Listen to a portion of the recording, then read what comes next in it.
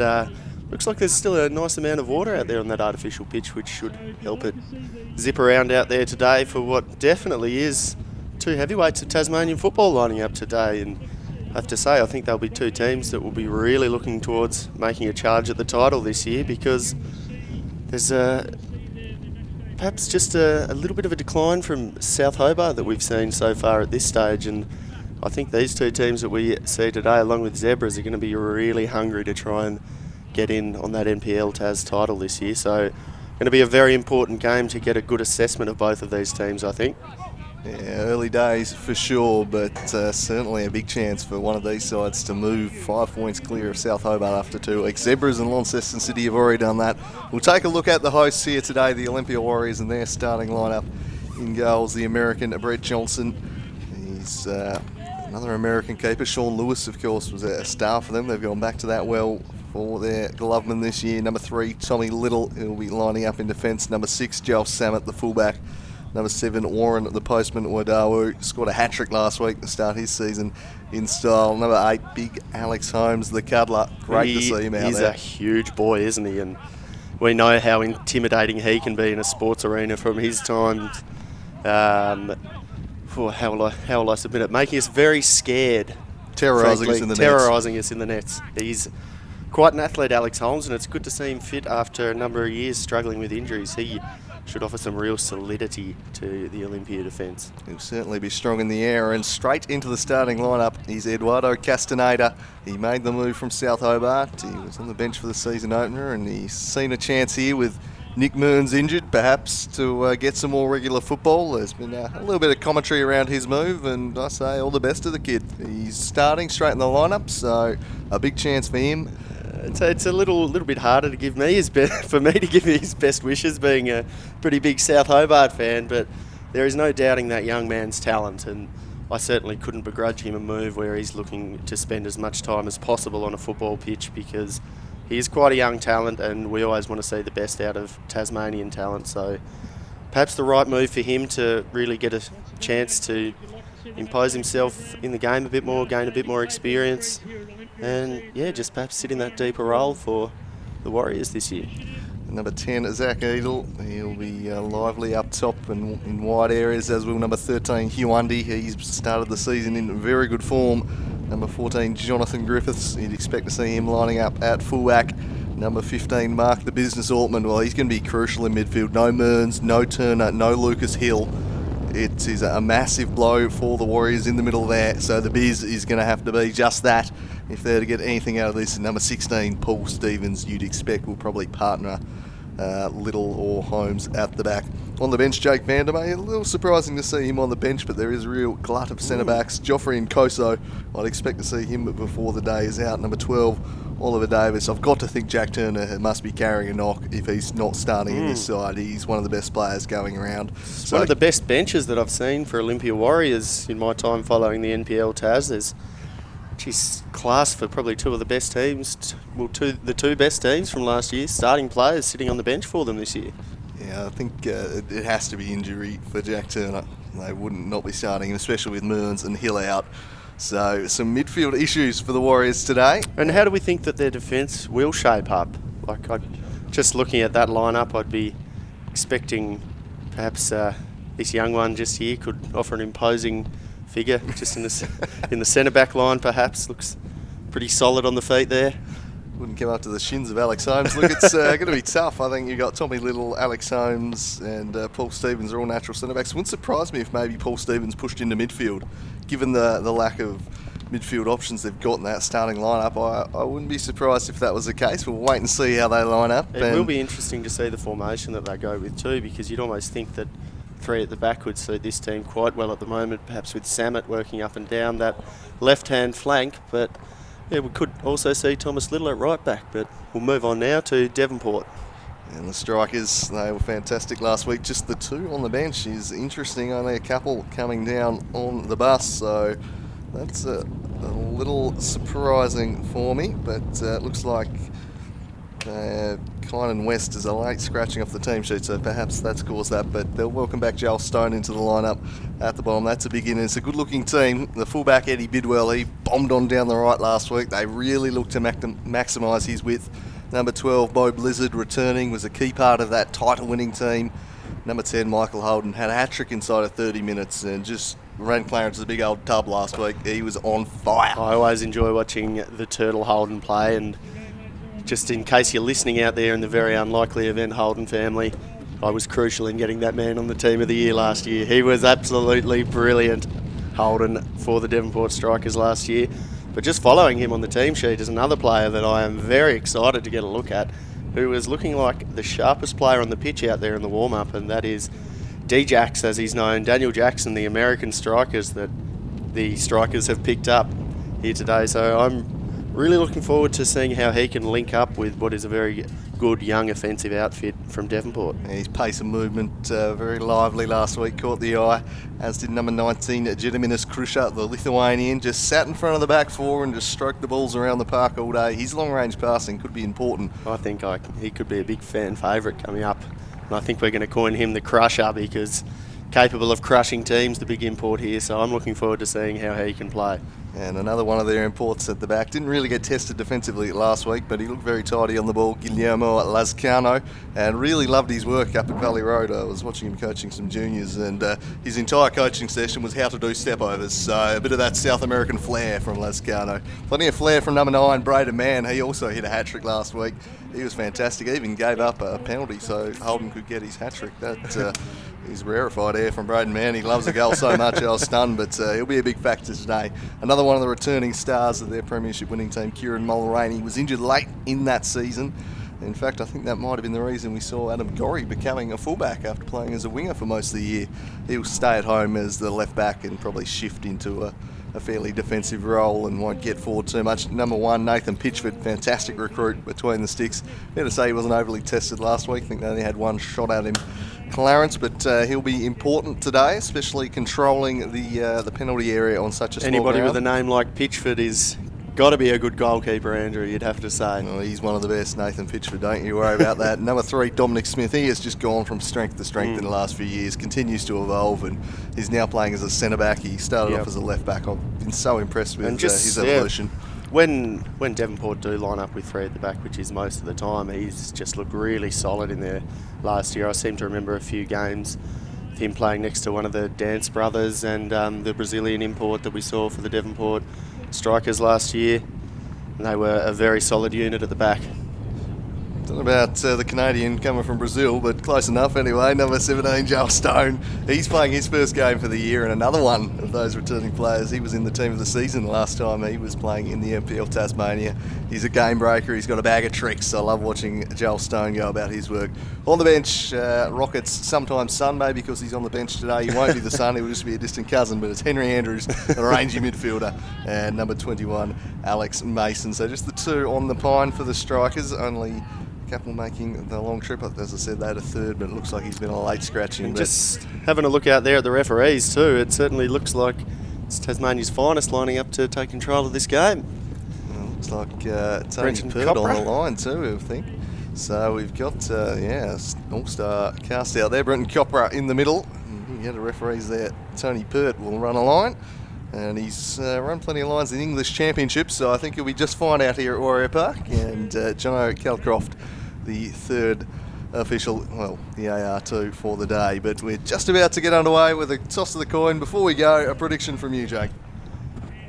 Well, I think I'm just going to have to go with the Strikers today because despite the fact that they only have 2 on the bench, the way that Daniel Jackson was looking in that warm-up was genuinely something that I've not seen a lot of in Tasmanian football. He looked slick, he looked quick, and he looked sharp. So I just think that this Devonport side might have a little bit too much for them in the offensive arenas of the game, areas rather. So just looking at how they'll line up in the wide areas in particular, I think young Samet and potentially Little, if he's lining up at right back, will certainly have their hand full. Yeah, I'm going to go for the Strikers as well. I just think the likes of Hill, Mearns and Turner missing from that end room is a bit too much for them to overcome against such a strong striker seven. Looks like Little's gone to right back, Griffiths at left back, so we might see Samet on the left wing. Yep. And Castaneda and Altman, the young midfield brigade. So that's how they're lining up. We're just about to get underway into this huge final game of round 2 in the NPL Tasmania. Crusher with an early touch. There's the other import, Lascano. See how they go on a slightly smaller pitch. They moved the ball around Valley Road superbly last week, but a different challenge with these dimensions as Lascano nods back to Pitchford in net. And it was an imposing header straight away from Alex Holmes in the heart of that Olympia defence just then, and thumped it half the length of the pitch with a through ball. So just showing what he can do as Devonport looked to get the raking ball going up the left-hand side, but nothing doing for them in that attempted early move, and it will be Little from Olympia to take the throw. It's going to be really interesting to see too how the length of this ground factors into it, because it could be something that could play into Olympia's hands rather than Devonport, who like to use the space and have a lot of speed in the lineup. So just perhaps the fact that it might be a little bit cramped could help them out in this game. Perhaps Kano chipping it forward, and there is the man who you just expect to monster everything in the air, the big Alex Holmes. Paul Stevens retreats back to Johnson, who's turned it over here, and a chance for Bo Blizzard. He shot one, but Castaneda was tracking back and blocked that one. Well, early, the youngster. Holden flying against the business Altman and then shielded by Joel Stone. Here comes Braden Man, immediately surrounded by 3 Warriors shirts. He won't have the room to operate as he did last week. Clarence sat really deep and just invited danger. I think the Warriors would have learnt from that. a couple of really beautiful touches in there from Braden Mann to just skip away from the defence of Olympia there, and he's certainly looking sharp early on, but just a little bit of a disappointing touch there from Jackson in the lead up, and he's looked worried at the back, hasn't he, so far? Really good pressure coming in from the Devonport strikers in attack. It's almost looking like a Jurgen Klopp team at this stage, Andrew. They're very busy in attack. And very offensive team. Bidwell certainly getting busy up there as Jackson looks to just chink past the defender and really put it on a platter there, but very well defended by Stevens. As the strikers just continue to turn the screw so far before Castaneda jinks away. Hasn't he done really well there, but that's just a little bit disappointing there that Huandi didn't look to play the advantage, with Samet getting into a really good wide position there after some brilliant work from Castaneda. Involved early as this one floats over Samet and he can't keep it in play. Long diagonal from Holmes, Eddie Bidwell with the throw in. He'll be in ball today, overlapping that full-back position. These lot of attacking midfielders they've got. Here's one of them, Bo Blizzard. Slightly heavy touch, let the business in. Looks like Eagle is leading the line today. The Warriors with Dawood and Samet either side of him, and Huandi just buzzing in behind. Linking between the lines, he'll be a real key for them today as Castaneda takes it and spreads it to Joel Samet. Also offered a little bit of extra coverage, having the fullback in the wing position.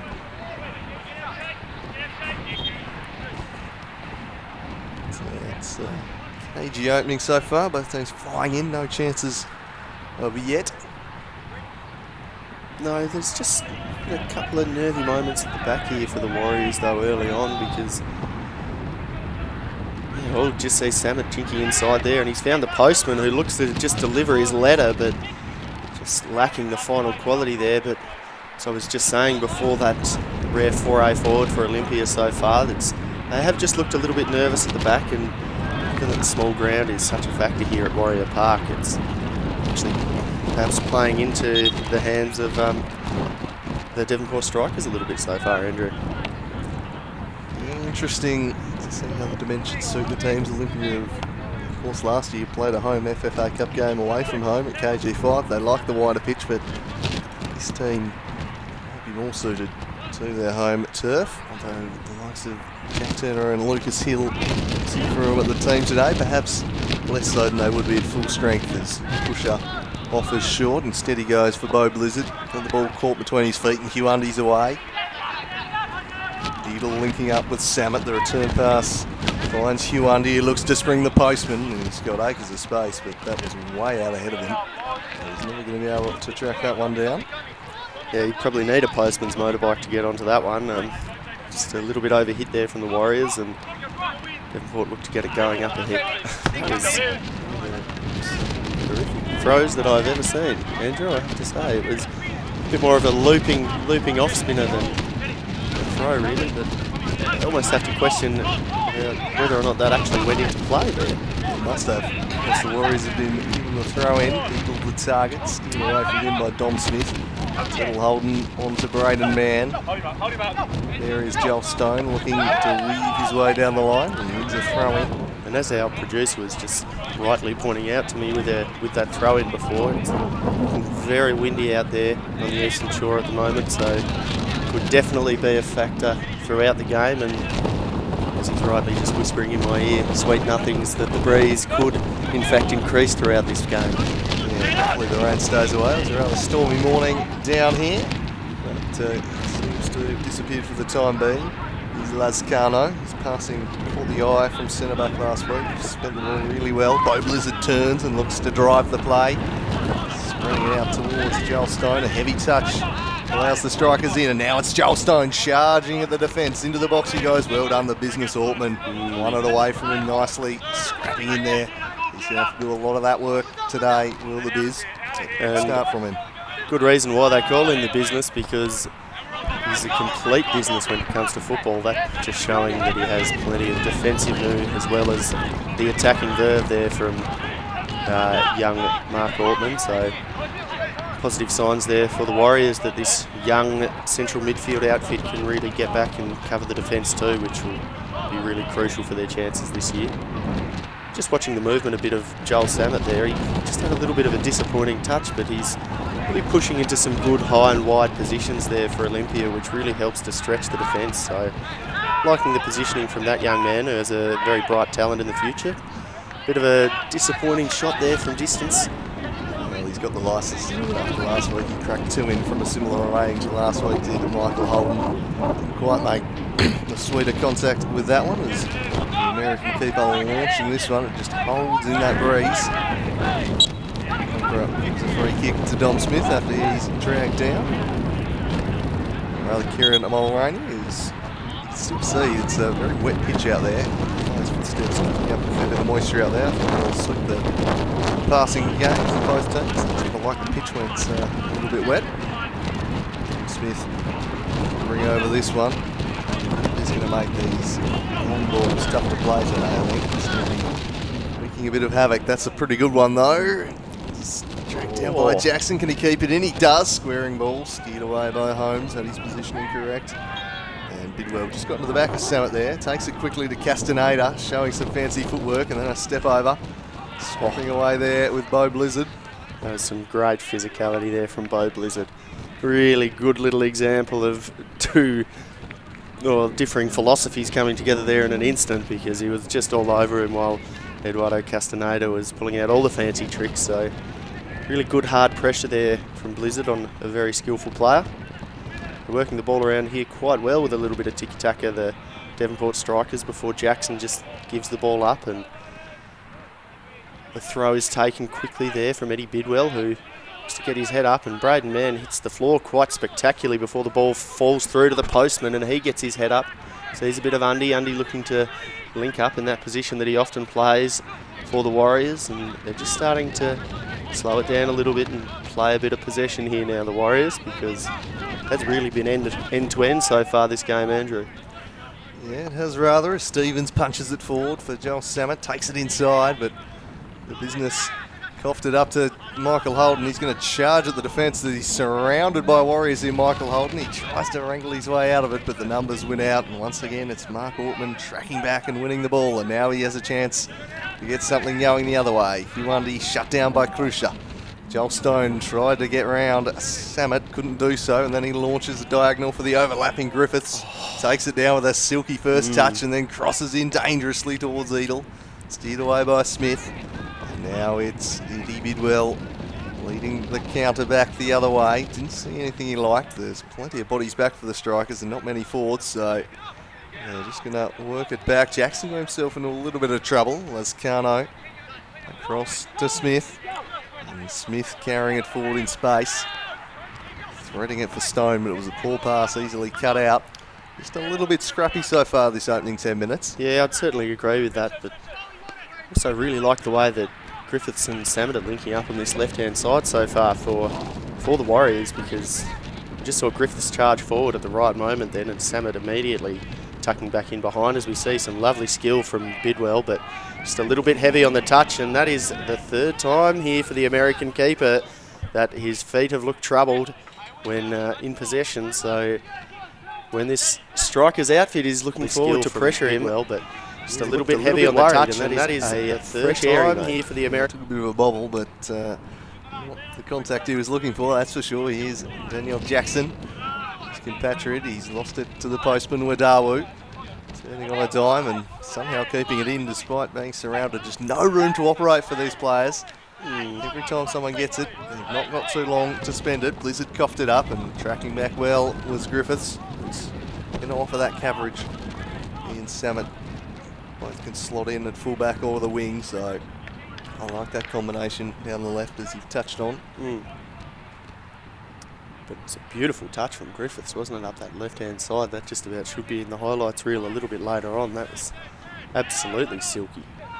As we see some beautiful link-up play there from Holden and Mann before the ball was just stolen away there from the postman working hard in defence. Ball's just lumped away forwards really by the American goalkeeper for the Warriors before Bidwell and Samet have a bit of a coming together, and the throw is given for Olympia. But Lundy taking the ball forwards. Not really too many clear-cut chances so far, is it? It has been certainly a little bit of a cagey game before the ball's given up poorly there. And I just think that Copra might have blown a whistle for something there that we have missed, but geez, that was worrying signs for the Devonport strikers there. It's been brought back, so no harm done. But yeah, only the real one shot of note, which was Holden's from distance and was never really going to test. Grant Johnson out in the Warriors' net, so cagey kind of opening. Long diagonal searching for the pacey Jackson. He tries to track it down, but even his wheels can't get to that one. Tommy Little will take the throw in, but the combination of the lack of space in the wind just making it tough for the players early on. Here's the Lithuanian Krusha. Threads it, but cut out by Holmes. You'll get a second crack at it here, Krusha. He goes looking for Bo Blizzard, eluded him, and steering it out of play was Samet.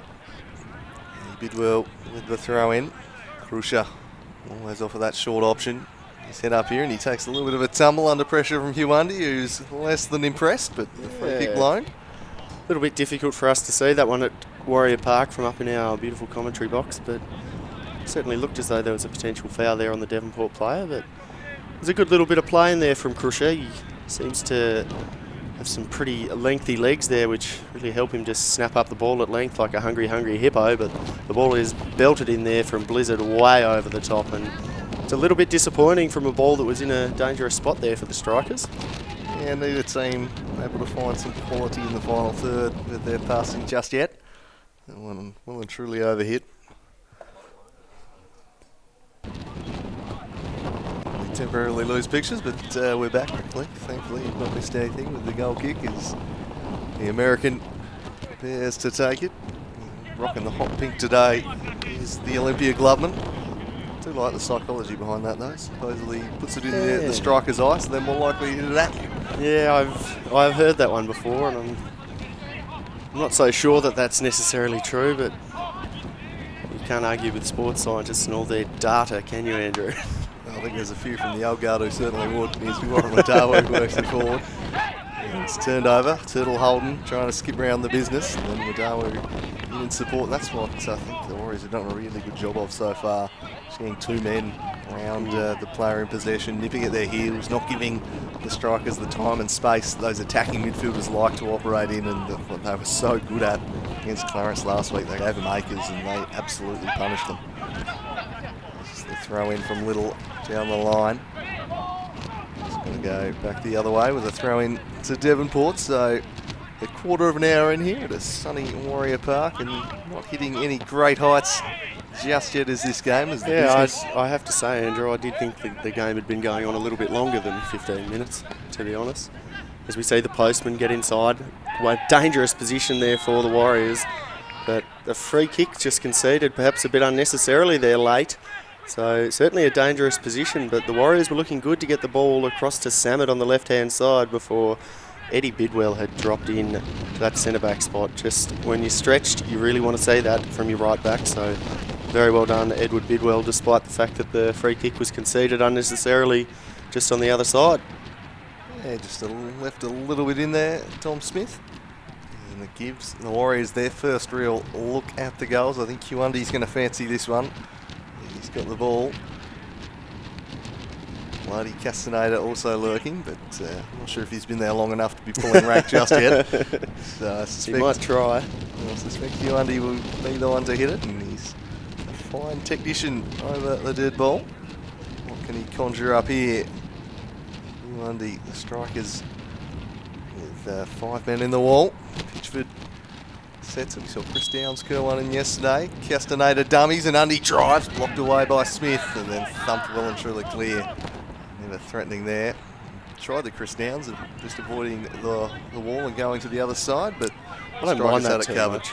I don't mind that too much from Undy, because not only if you're putting it in the keeper's near post do they expect you to be going to their far side, but you can always take a deflection when you're smacking it at a direction like that. So full credit to him, and I don't really mind seeing that not attempted to be curled over the wall, because they can be just as efficient.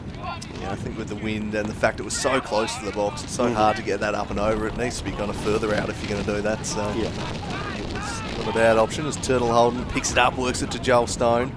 Immediately pressured by Little and Orton, but he shakes their attention free and chips it beautifully over the top, but it just skidded off that wet turf. And Jackson couldn't quite track it down in time. Bidwell winning it back for his side, and now Joel Stone sensing another chance to run at Stevens. He teases one to the box, and it's well kept out by Johnson. What I really liked about Jackson then was just after that ball had skipped away from him, he immediately sprinted that 15 minutes to get back into position and be contributing defensively to his team. Now, might have had his midfielder just skip away there and get into another attack, but it's a really good job there from Jackson. You always want to see your offensive players being willing to do that kind of dirty work. He does look a two-way player, and certainly that's something Chris Gallo stresses. Doesn't have any time for passengers. We have a look at Joel Stone teasing one into the box there, and unfortunately it's about as close as we've got to a highlight through the first 17 minutes. These two teams, so often the way in these big games between the big teams, there can be rather cagey affairs, and there's a feeling out process with not a lot happening early. Hopefully we might see a goal which might bring things to life a little as the game wears on at the moment. Yeah, and I certainly think these teams have the offensive capability to do it, because if Warren Wadawu doesn't have 7 chances created by the end of the game, I'll be very surprised. He's a class player. Just given away there, perhaps a little bit unnecessary from the business, and Holden looks to get it outside to Jackson. He's confronted by the Olympia player, but just unfortunately gives the ball away to Tad Pauly there, the American import, before Stevens just absolutely whacks that crossfield, and it was a glorious pass which wasn't quite taken down as well as Wadawu would have liked before the linesman gets overruled, I think, there by Copra, and the throw is given to Devonport. Yeah, I suppose. And I think it was correct too from Copra, so full credit to him. He's playing a free kick. I think it might have been for a high boot. Not too sure, but either way, the strikers get the ball. That's not. Krusha offering short. That's what he'll do. Huandi pressuring, but they pass their way out. Now the Lithuanian strikes it to Holden. Broken up in the middle like Castaneda. Drop pass, but there's plenty of strikers in the middle of the park. There is no room to operate in the bullseye here at the moment. A miscontrol by Eddie Bidwell, but he'll track that one back. Passes to Krusha. Gets his head up and runs. Now Holden. Got a promising move on here, the strikers. Charging forward is Kieran Mulroney. You won't see that too often. Mulroney into the box. He crosses for Jackson. Repelled by Stevens. Off the back of Joel Stone. He shields the ball away. Still with it, Joel Stone. Now Bo Blizzard. Back to Joel Stone. Stevens with a good challenge. He just sat off him and then lunged in at the right moment. It was well defended by Stevens. And you have to get those ones completely right, and he did, didn't he? Really good sliding challenge there from Stevens, but really good build-up there too from Stone, and a good run made by Mann, which drew the defender away and allowed that space to open up. So Really good attacking play here from Devonport, and they just look to turn the screw a little bit more before this press from the Olympia Warriors gets them into a beautiful position. Undy attempts to play it through, but nothing quite doing there, and he was just perhaps fouled a little bit there, Hugh Undy, I think. I'm not sure. They looked on though there, Olympia, for the first time. They were caught out at the back at the strikers as Daniel Jackson skips past one, then tries to keep on going, but well tracked back there by Jono Griffiths. Here's Turtle Holden linking up with Jackson, and Holden with a strike from range and getting a claw to it is Johnson behind for a corner, and he keeps out a fierce shot from Michael Holden. And that was a pretty good save given how much water we've had through this pitch today, because it's just absolutely fizzed across the surface there. Wasn't the build-up play too from Jackson just absolutely immense, showing his real turn of pace and just laying off a few really nice passes too. Saw that move a number of times last week, the little 1-2, then the shot from Holden as the corner struck into the back post, headed back across goal by Mulroney. Holden with a miscontrol allows the Warriors defence, Castaneda tracking back to close him down. Throw in will be taken. Bidwell offering short. Or skips around. Hugh Undy does Eddie Bidwell. I think his pass was expected by Joel Stone. He's trying some fancy footwork, but Castaneda wins it back off him again, and his defensive work impressing early here. Here's the Warriors' new signing. Oh, his keeper's been sold down the river a little bit there. He just got out of jail. There was another heart and mouth moment at the back for the Warriors. There's a real scrap in midfield. Which way is that going to go? It's going to go in favour of the strikers. Yeah, absolutely had to go in favour of the strikers here, but I'm just not really sure that that is the right ball to play there from Samet, putting his keeper under all sorts of pressure there, and he has already had a couple of nervy moments with the feet too, but ball played in behind it. Jackson's in, looks to curve it around, and what a save there. Fantastic save from the American goalkeeper there for Olympia, and you have to sing his praises now. That was a great stop, and they'll clear the area, but denies his compatriot with a sharp kick save there. Brett Johnson, what a wonderful piece of play to force the chance from Jackson. Took it down and found space in the box. Got his shot off, but couldn't get past the Warriors keeper. That was an outstanding stop. We'll have a look at that next time the ball goes out for sure. Could very easily have been 1-0 strikers, and definitely the best chance of the game is the strikers just turning the screws a little in the last 5 minutes. Just on first look at that save too, it did look like Johnson was just leaning towards his near post before he went back the other way, and seemed to just suck Jackson into shooting for that far post a little bit before getting with the feet really well. Some good keeping there from the American. There's Bo Blizzard. It's the strikers dominating territory at the moment. Gediminas Krusher broken up by Castaneda. Turning sharply was Holden, but Castaneda again getting a foot in. Probably not known as a defensive midfielder, but he's doing plenty of work there early. Jackson looking to thread it through for man. Now Bidwell, heavy touch. Well done, Stevens. That's a couple of really great defensive moments that he's had so far, and they could be in a little bit of trouble if not for the intervention of the centre-back. And what a beautiful little nutmeg that was from Hugh Undy. I'm not letting that one go unmissed. That was a beautiful little display of football there from Undy. Wouldn't mind seeing that on the highlights reel later, I reckon, Ash. That was beautiful. Dinks it straight through the legs and says, go get a hot dog. Yeah, I saw Jaden Hay doing that one a few times yesterday. And here we go. Let's have a look at this from Hugh Undy.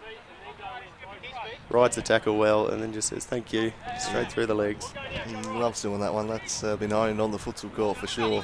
Pretty sure he spends 90% of his time on the futsal court just trying to do that. As this one's smashed in the air. Mulroney beaten in the air by the postman Wadawu. It's worse ways to spend your time, I reckon, Andrew. Absolutely, as the Warriors have turned it over at the back here and they're going to pounce a shot well over the top. And no threat to Pitchford's goal from Edel. Didn't make the contact he was looking for.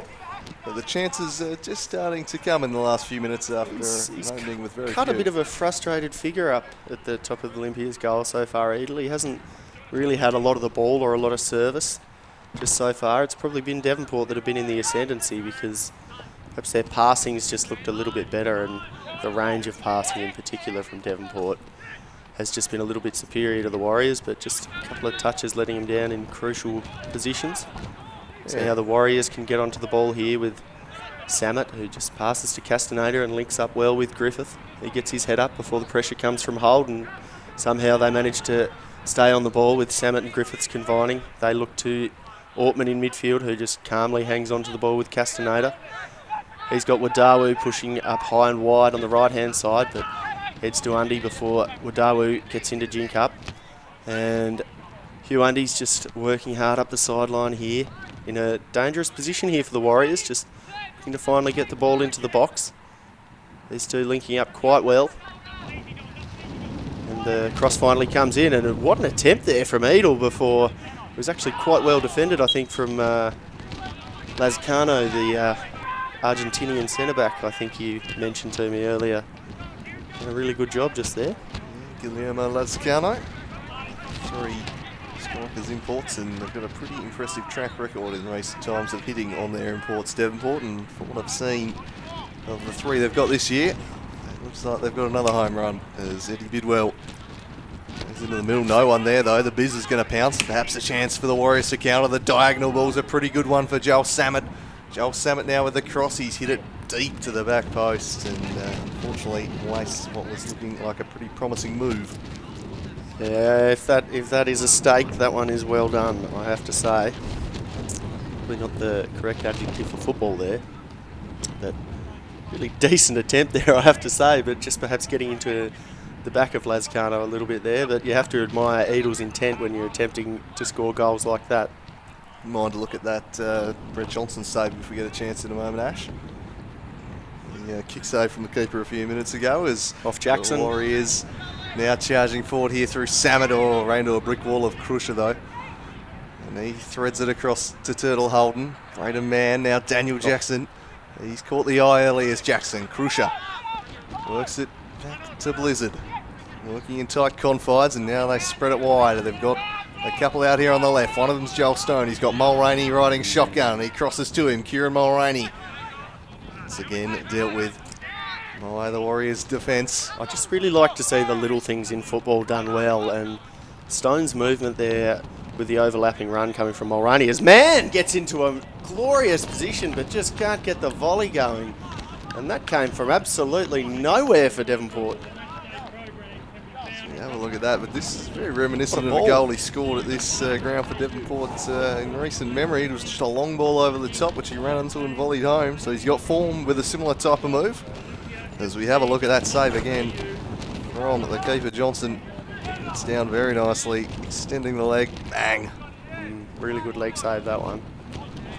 But as I was saying before, we had probably the two best moments of the game. Just the way that Jesse Stone leaned in on the right back just there and forced him to come inside a bit really allowed Mulroney to get a little bit more extra space on the outside. And it's those kind of small moments in football that can make all the difference in whether or not you're able to create a chance.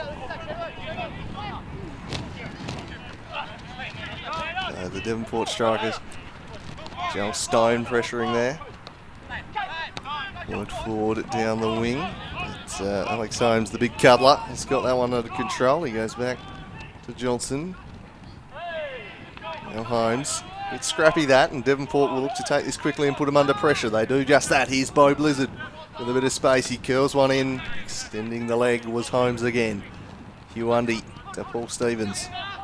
Stevens with the diagonal in acres of space out here. Here's Joel Samet. He's up against Bidwell, who comes across to pressure him. Scrapping away. A good battle this. And Samet. Well, the points go, I think, to the strikers. In the end, it'll be a goal kick. So well done by Bidwell. The two young players going at each other in wide areas. A real one-on-one battle that. Poor distribution went straight to Tommy Little, but his header in turn was picked up by Blizzard. A rare off-touch by Braden Mann allows the business in, and recycling it back to Stevens. Enjoying the work of Mark Altman in midfield so far in this one. He's been impressive. Hugh Undy now perhaps in behind, but Crusher came across and shielded it nicely. Can they prevent the corner? The throw in. Not really quite sure what that signal was from the linesman there. Have a look at those two. Scrapping away. Bidwell just worked him out of it in the end. So throw in taken short to Hugh Undy. Immediately drawing a crowd. Tommy Little. Wadawu was offside. So that will kill the attacking move there. Half an hour gone. Still 0-0 here at Warrior Park. Yeah, and the offside isn't one that you see come into play too often here, so just perhaps getting his timing a little bit wrong there from Wadawu, but that game probably has come a bit more alive in the last 10 minutes or so. Andrew Cooling, and expecting a little bit more from these teams, but I do think that Devonport have probably been superior to this point of the game, as Holmes just dominant in the air as ever.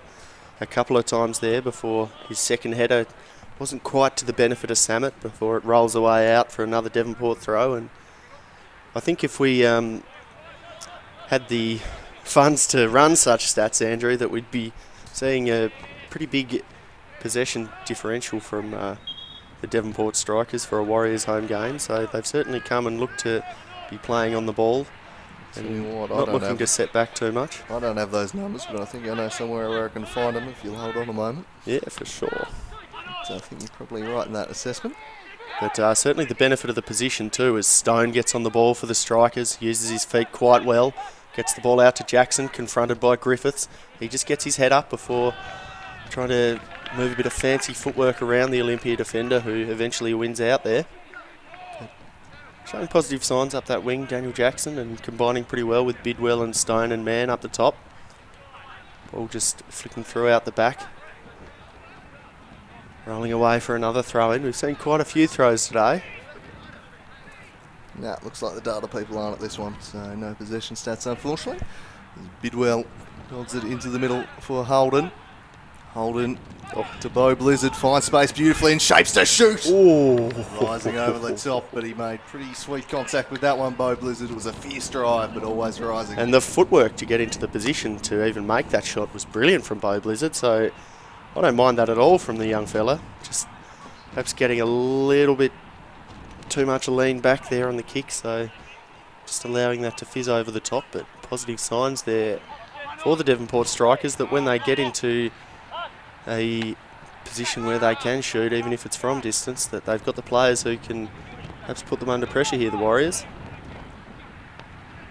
Smith spreading it to Lascano, the Argentinian. Carrying it forward, puts his head up, he fancies the long diagonal to Stone, beautiful. And he hits it sweetly. Joel Stone now up against Tommy Little, he drifts on the ball. Driving into the box here, Alex Holmes comes across though, and sweeps it away. Well covered, there will be a throw in, and on Warrior Park they're always a threat. Turtle Holden offering short, he turns at the top of the box, plays it to Mann who dinks it over the top. Little should be able to deal with it, but Holden pretty well to prevent a goal kick. Maybe a Warriors throw in, but not a bad result in the end. Been really, really impressed with Stone so far in this game, Andrew Cooling, because it just looks like he's got a really good combination of pace, dribbling. Perhaps we haven't seen as much of this, but I'll venture as far to say is perhaps a bit of shooting ability, but his movement and build-up play has been really impressive. Yeah, he's a lively customer, that's for sure. Good to see him back out there today. As Krusha gets on the ball, he's got Wadawu wearing him like a cheap suit. No Blizzard charging him it again. It's just those slightly heavy touches. You just don't have the room on this pitch to be just about anything less than perfect with your first touch as this battle between Samet and Bidwell resumes, and Samet with a little nutmeg on Bo Blizzard to Paul Stevens, who will clear the area with a pass to Warren Wadawu. Drops it off for Tommy Little, who gallops forward here. Does Tommy Little? He sends it over the top. It was a poor ball from the young defender.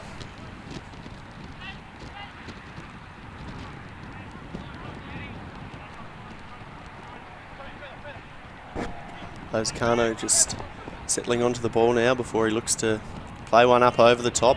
The pressure comes in very hard from Jackson, who somehow manages to get a hold of the ball before Stevens just nicks it from him after his first touch, but the ball is poor to Bidwell, to Stone, who just tried to go the magical there when perhaps it wasn't quite necessary. Yeah, typical Joel Stone style. Always going for the spectacular, that's for sure. But he does pull those things off, so he's probably got a little bit of licence to do so.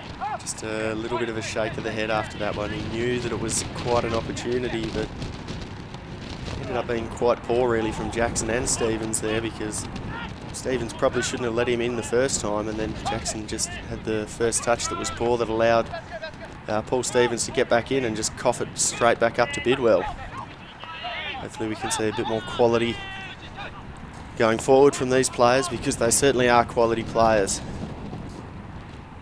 Probably the first time I've seen Brett come out of his goal so far today, Andrew.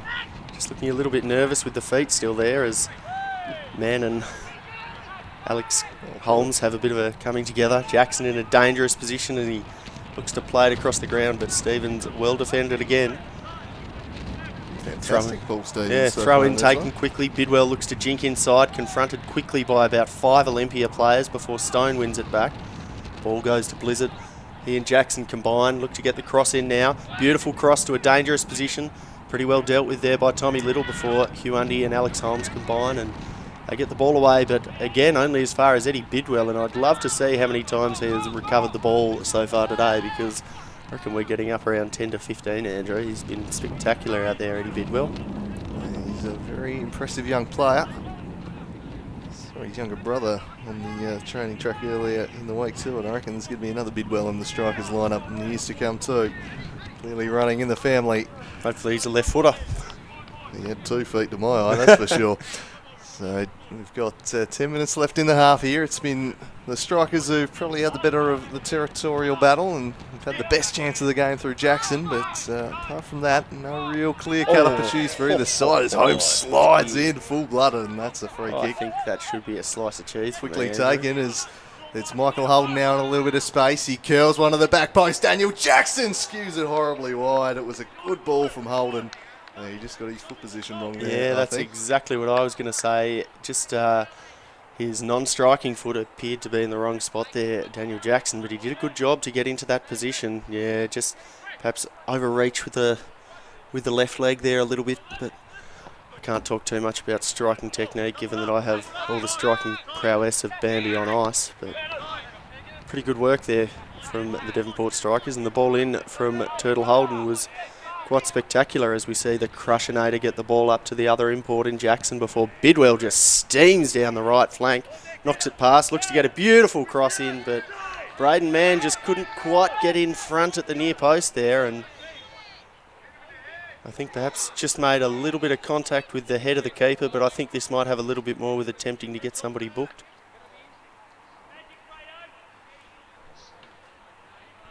Yeah, just be interested to have another look at this replay. Little bit of contact there, Ash. We'll have another look.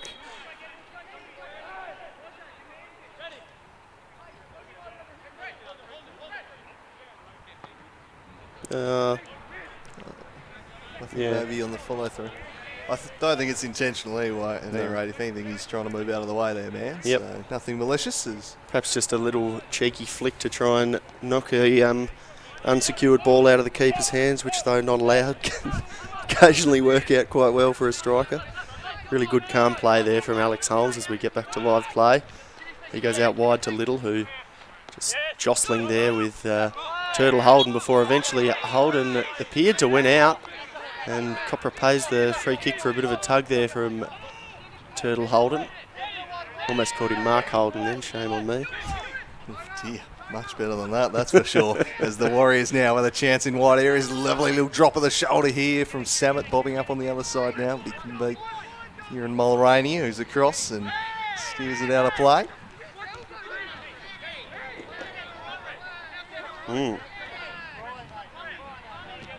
I don't think this was given a yellow card from Alex Holmes just here, but may have just, he's gotten away with bloody murder there, frankly. That is a clear cheese. That is as fearsome as he could be in the cricket nets, as we see Huundy getting into a decent position here, and he jinks it through well to Tommy Little, but he just can't quite get the return pass that Undy was looking for before the ball is unnecessarily coughed up, I think, from Mulroney or Dom Smith there. And Paul Stevens, whose distribution has been quite great today, has just managed to find Wadawu before he's pressured by Bidwell, but perhaps not quite getting as much on that as he could have. But for me, I have to say the two best players so far in this first half have probably been Paul Stevens and Edward Bidwell. Andrew? Yeah, I think they've been very good. You can probably throw the business in there too. He's been good in the midfield, but Turtle Holden too, perhaps, has looked pretty good. It's a game that's just been crying out for that one moment of quality to unlock things. And a long ball over the top will be eaten up by Alex Holmes. He'll deal with that all day. A Jack Turner type player could be pretty useful right now. They do have that ace up the sleeve if they want to. And I'm told that Lascano is not actually Argentinian, he's Spanish, so I apologise for that. I've been fed some false news, but apparently he's a Spaniard. Apologies myself then to Lascano. I certainly wouldn't cop being called a Victorian. Absolutely not. Spanish's record probably a little bit better than the Argentinians at major tournaments in recent times. As Warren Waddell, who punches this one in the middle, Krusher rocked it up. He's definitely Lithuanian. We haven't got that one wrong. As Joel Stone now with a diagonal ball over the top for Bo Blizzard. Can he get there?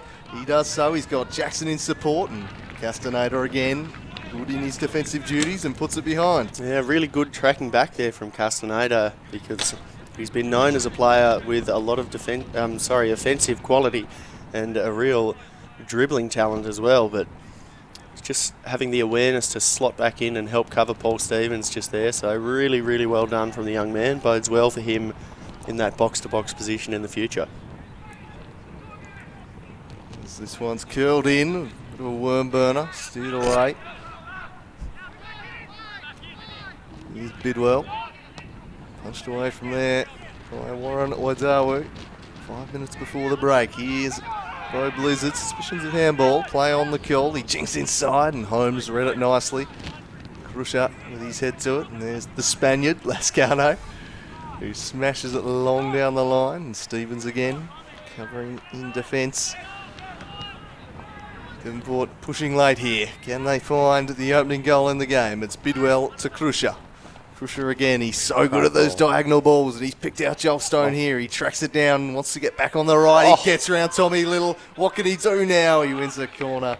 He needed to cut it back to Jackson, I think. He went for a little nutmeg trying to get it through to Bo Blizzard. That is a great first touch, isn't it, there from Stone to just bring down that diagonal ball. And what a little flick. He says, off you go, mate. Go and have a bath, because I've just put you to bed, frankly.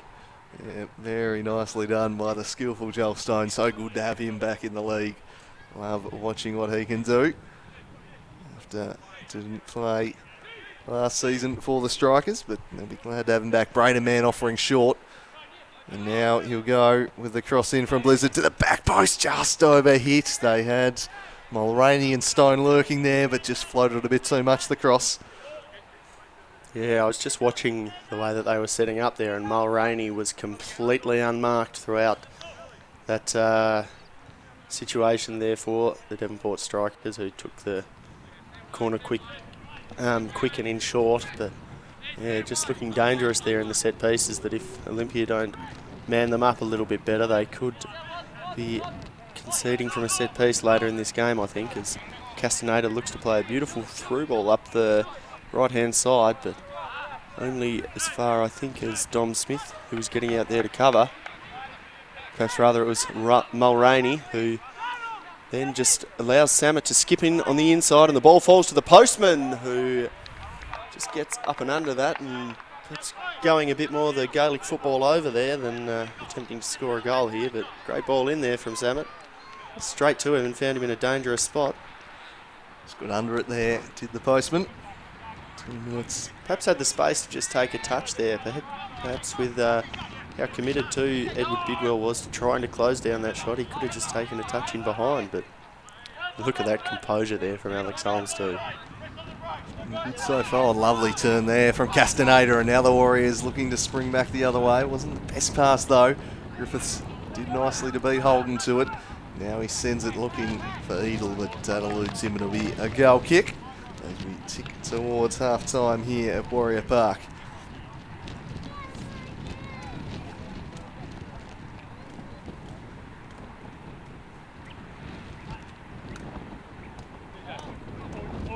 Taken shortly to Dom Smith. Gets his head up.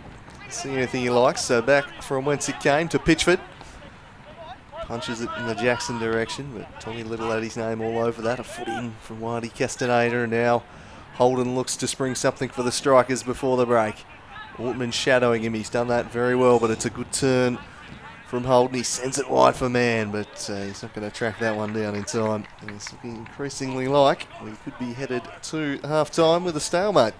Yeah, and I don't imagine I don't imagine that there's going to be too much injury time at the end of this first half because there's been a lot of stops in the play. It's no injuries so far either, so yeah, certainly looking like it will be a 0-0, but Stone just getting his head up here, and perhaps Devonport strikers are content for it to go in at 0-0 at the half because not looking to get forward with too much pace just here, but they've given the ball away here, and I think the Warriors will look to get forward with pace as the postman sets off on his way. He gets well tackled by the Spaniard Lazcano, and Stone gets his head up and combines a little bit with Turtle Holden before Stone just turns around really well.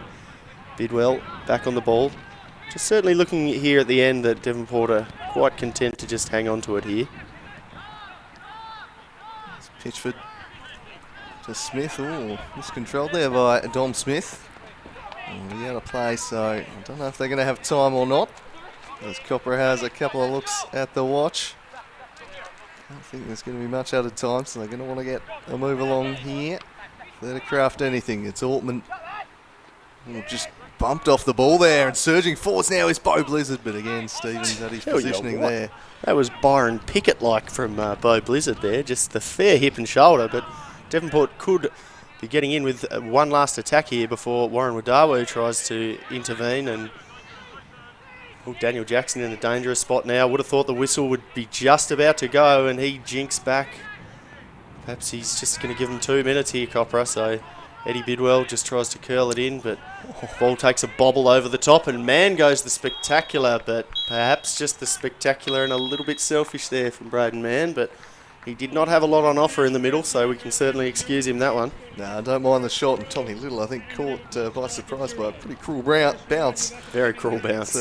That's the end of the first half here at Warrior Park. 0-0 the score. There's not been too many chances. Daniel Jackson had the best of them when he was denied by a fantastic kick save from Brett Johnson.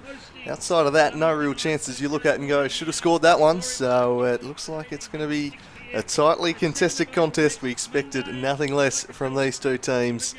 We'll see what factor the wind plays in the second half. But after 45 minutes here, we're locked at 0-0. And we'll leave you with some highlights.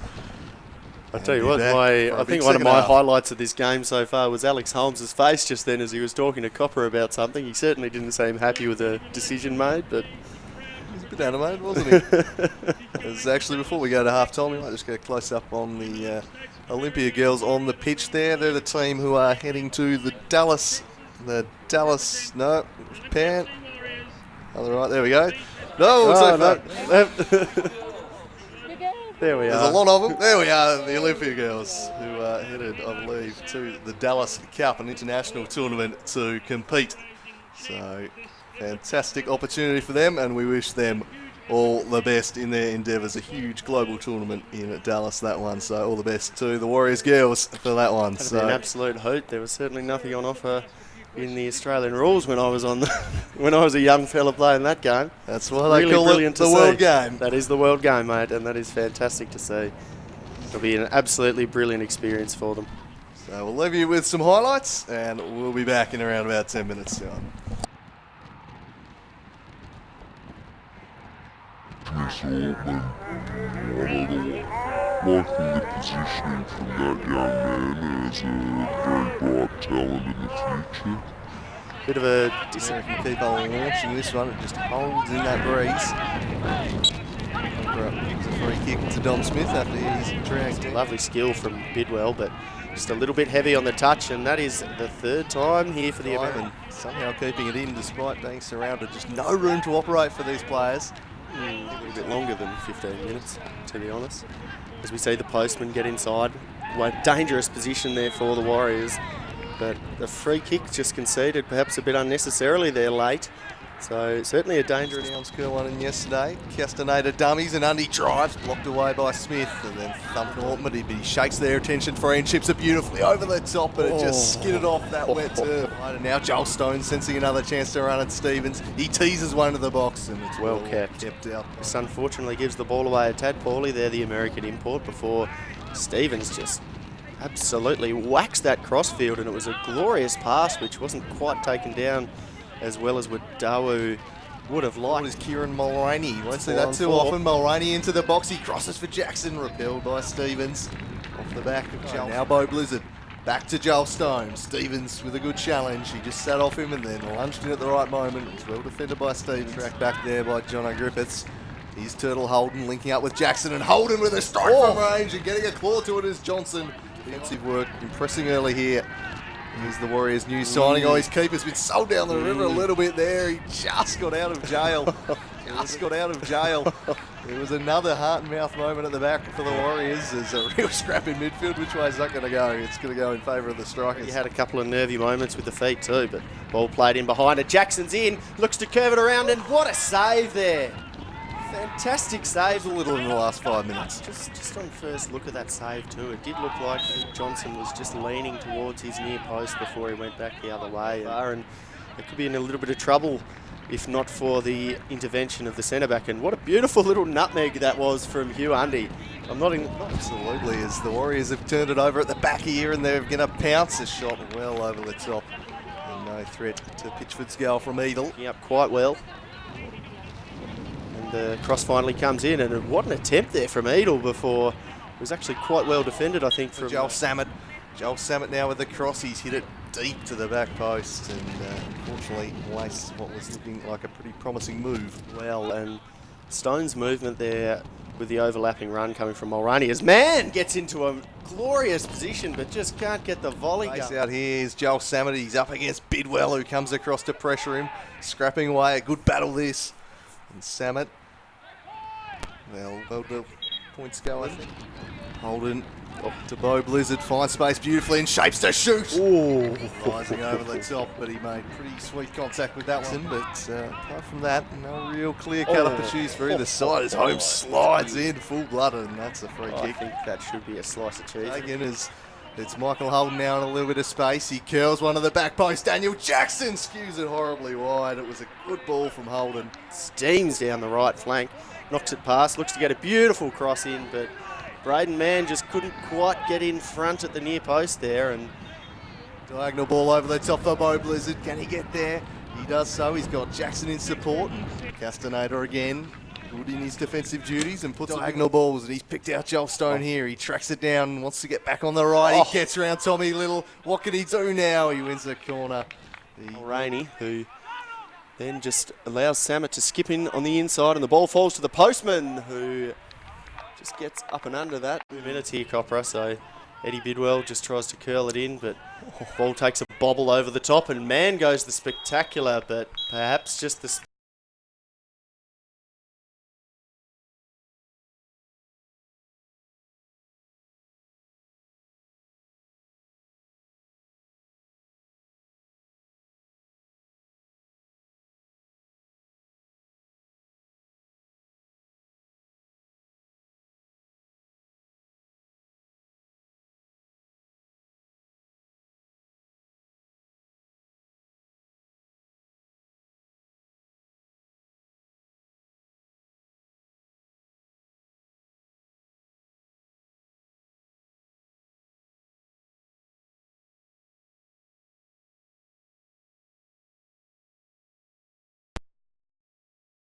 If you don't mind coming onto the ground and take a photo for the Mercury, it'd be really nice to see some supporters with the girls. Thank you.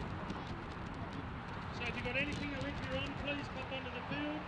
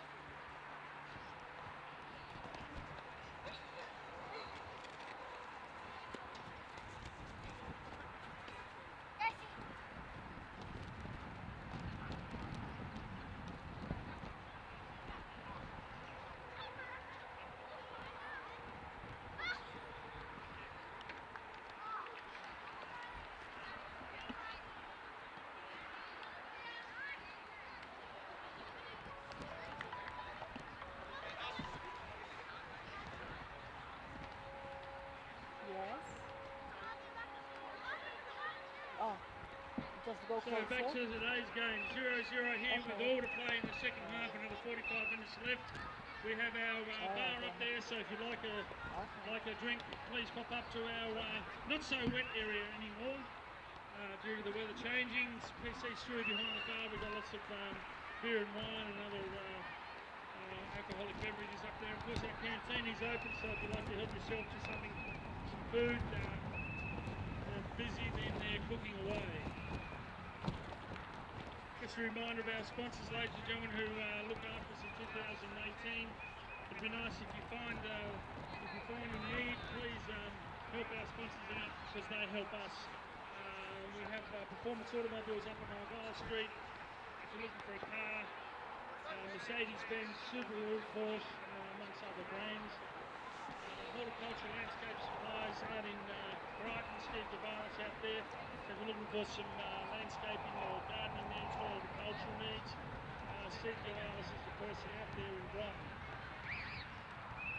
Salamanca Fresh, north, south, east and west. Salamanca Fresh, ladies and gentlemen, there's all southern Tasmania. They have quite a number of stores, over 7 I believe, and so if you've got anything to buy in terms of delicatessen goods, fine wine, of course the grocery items, Salamanca Fresh, all over southern Tasmania.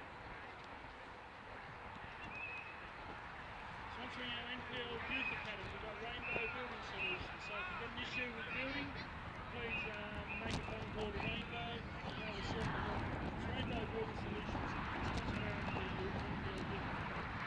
Sponsoring our Warrior Junior SAP program is MK Construction. Michael Kumos Construction, so if you have any need to build, construct, please give MK Construction a phone call and they will sort you out for that.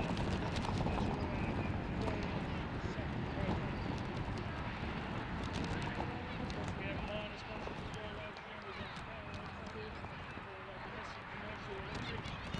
Thank you guys.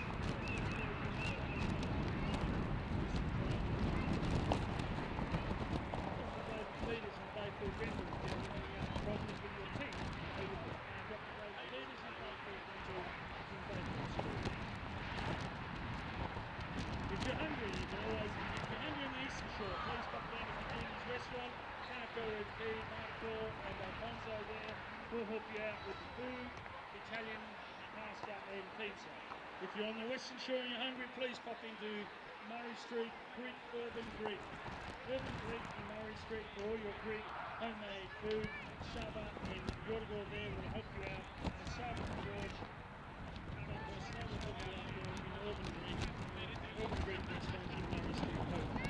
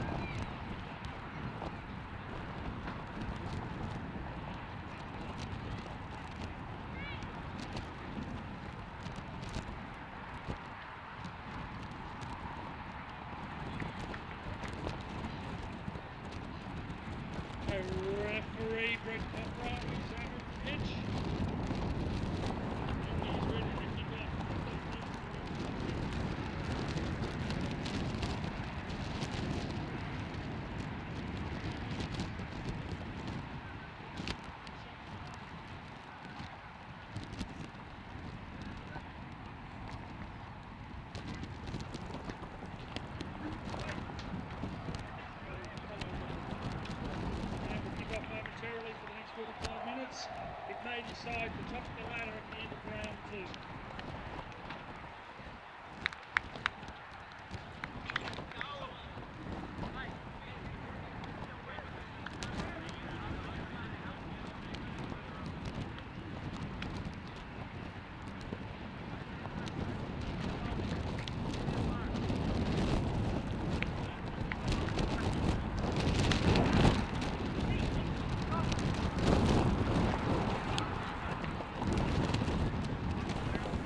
And we're back for the second half here at Warrior Park. 0-0 the score, neither team unable to break the deadlock thus far. It's been a fairly scrappy affair, just the one real good goal scoring chance. It's been a real grind. Didn't expect a lot of goals, and a substitution has been made. I'll see who the Warriors have not sent back out, but Joffrey Nkoso. And I think he might have replaced Edel or Edel. Well, it looks, yes, it looks like Edel's been replaced by Nkoso at the break, so a bit of pace up top for the Warriors. Edel replaced by Joffrey Nkoso. The strikers, they're unchanged. The thing that's changed is the wind at the backs, which is certainly a different element they'll have to contend with in this half. Mulroney stooping to win the header. Krusher turns it over to Castaneda. Castaneda nicely combining here with Undy, and now Nkoso. Oh, he had a man in Griffiths at the back post. If he could have turned and picked him out. Perhaps not quite aware. He's back, or winger in this case, and made the run as Eddie Bidwell. He's been storming forward all day, and he looks to switch the play up. That one just held in the breeze, and it's dealt with by Tommy Little to Joel Stone. Stone to Braden Mann. Braden Mann up against Little. Got a good foot in there, Tommy Little. He's done nicely. And again to Stone. Stone's cross is blocked into the path of Wadzawu. Wadzawu. Now the business Altman in midfield. Sends it in Nkoso direction, but smashed away there by Lascano. And that one's gone into the neighbour's yard. I just think that that's probably the correct move from Dale Itchens to get Nkoso on in this half early, because Edel was certainly looking quite isolated at times during that first half, and perhaps the movement of Nkoso can just open up the offensive threat a little bit more for the Warriors, as they are kicking with the wind too in this half. So perhaps a little bit more movement coming along there, as Huundi just brilliantly using the exception to the offside rule there with the throw in. Really like to see players sneaking into that extra bit of space there, because it can create chaos with opposition lines and really open up all kinds of space. Good stuff there from Huundi, working hard in that link-up role today. Long ball over the top, and Bidwell out after this one, smashed away. Bidwell will take the throw in. Sorry, I'm just an Ulverston fan. I'm getting a bit excited by results going on elsewhere in other games. Turn up there in the Super League. I haven't got a South Hobart Kingross score here on that one, but Ulverston 4-0 up on Taroona in the Super League, and I tell you what, Lucy Foote doing a wonderful job there with the Ulverston side. One North West Coast team not having any trouble hitting the back of the net. Can the Strikers follow suit in this second half? But a bit of a boil over there against a pretty strong Taroona team in the Women's Super League. If you do know the South Hobart Kingross score, let me know. Waiting to hear back on that one at the moment. Yeah, and certainly results elsewhere looking very, very good for me today, Andrew. So we just see Bidwell to get going again, as Holmes just kind of stepped into the space where the pretty aimless throw was headed, and see Lascano come up and get moving against Nkoso, who was putting him under so much pressure. He just opts to whack the ball out of play. Hit it with such force into the side of the ground that it's just bought his team a little bit of time to get back and defend in numbers here. This ball is heaved in there. Griffith in an unfamiliar position, but he just coughs the ball away there to Jackson, who links up quite well with Braden Mann. He turns inside. He's got a couple of players there in Blizzard and Holden. Looks to Holden. The postman Wadawu getting back there quite well before ball's just won away quite quickly here, and they're in some dangerous areas here. Huundi gets his head up. He's got Nkoso in the middle, and there's an absolute chaos on the line before it's cleared away there, I think, from Lascano. The pressure still comes from the Warriors. The business looks to hit it from distance. Comes out wide and Stone does a very good job to get it away before a brilliant slide tackle comes in from Huandi. This is just pure attacking verve here from the Warriors. Really turned it on there for a good minute there. Really good stuff, exciting. The wind now at their backs and they're making the most of it. This was inches away. I thought it was just going to cross the line. Almost an own goal. Lascano scooping it away. Lascano. And Take a bow. Also take a bow. Our refs man Tony Pert on the sideline was in perfect position to see that one, whether it crossed the line or not. Immediately signalled to play on. So just looked like it might have almost been an own goal there from Crusher, the Lithuanian. So a dangerous moment there for the Strikers, but the postman's going to certainly look to deliver the parcel to the back of the net here.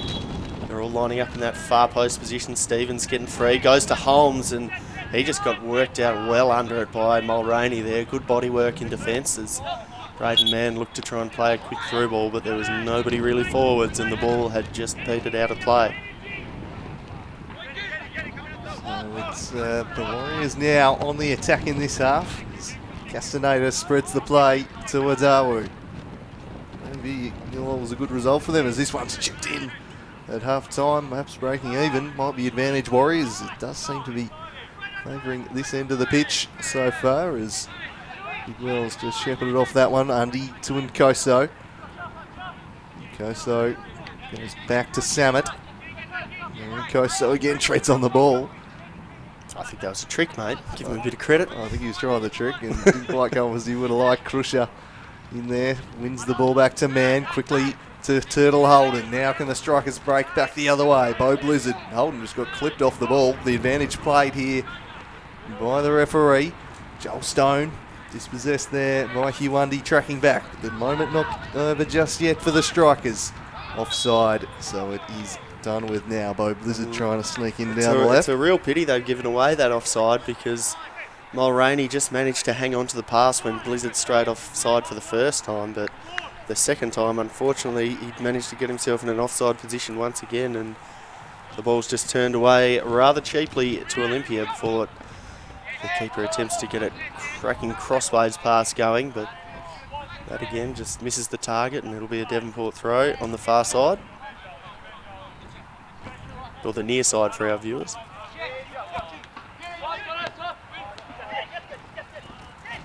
Nice little jinking movement there from Crusher before the ball's given away in the middle, and Castaneda picks out a beautiful pass. Wadawu's in, looks to go the assist, and perhaps just offside, I think. Flag was straight up.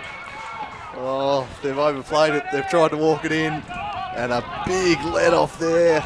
It was unselfish from Wadawu, but Nkoso had strayed, and unfortunately it's cost them the lead.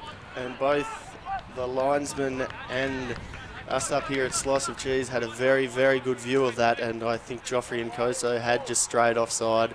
He did look to just be a step or two ahead before the ball is just whacked straight back at him. He gets his head up and runs at the defence, but Dom Smith just concedes the corner there rather than inviting on a bit more Olympia pressure, but really starting to turn the screws here, the Warriors, and it's worrying signs at the back for the Strikers. Yeah, suddenly it's they who are under siege. He's done a bit of a 180 here in the second half, and the introduction of Nkoso is causing a few headaches at the back with his pace. Wadawu swings at the back post. Even Alex Holmes, great frame, isn't going to get to that one. Not the best delivery on that occasion, as we'll have another look at this move. They were in. Castaneda played it in, sliding out there was Smith. Couldn't get the ball, and then Warren Wadawu. Just straight Nkoso, and he definitely did. And to be fair to Wadawu, I think that probably was the right option. Nkoso just needed to stay on side there. Run. Yep. Just didn't quite hold their own. Always a very hard one to call for the linesman in those positions, because often the keeper can almost create doubt upon the offside rule by getting so far off their line that it can be really hard to pick. Mulroney not happy with that decision. Yeah, just a few people upset with that one. But I would be too if it's been put into as dangerous a position as this one with Warren Wadawu, the postman, over the top of the ball. This could be goals here for the Olympia Warriors. His delivery probably hasn't been his usual class today, but if you give a man like this an opportunity, then you're going to find it pretty soon it's in the back of the net. Wadowo chips it up. Holmes in a good position, but again, the bodywork from Mulroney in there on him was just fantastic to prevent him getting up in the air. And Koso jinks past a few, not cleared well, but then eventually Dom Smith gets it away after Crusher kind of missed the attempted clearance. Castaneda getting on the ball. He attempts to get it up to Holmes, who just stayed forward here before the ball bounces off Nkoso, and some good keeping there from the Olympia goalkeeper to get out and just snap the ball up, or rather the Devonport goalkeeper, before Olympia could cause some trouble. Pitchford will launch it the length of the pitch, and easily collected the win, not affecting that one, but what a turn this game's gone under in the last 10 minutes. I think the Warriors have had more attacking moments in these 10 minutes than they did the entire first half. They've really got them under the pump at the moment. Devonport get a little spell of possession to try and get back on top of it, and Joel Stein skips past the defender. He's a man who can break things open, goes for man at the near post, sliding in was Holmes again. He's been rock solid.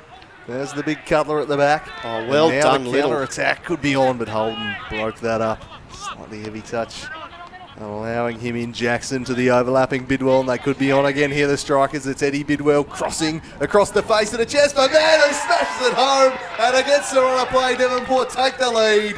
Bidwell picks out Braden Mann, 1-0 Devonport. Smash and grab, Andrew. That was absolutely out of nowhere from the Devonport strikers, and it was a glorious little finish there from Braden Mann, who ended up unmarked and free at that far post, and he just strokes it in. And what play from Bidwell up that right-hand side too, Andrew.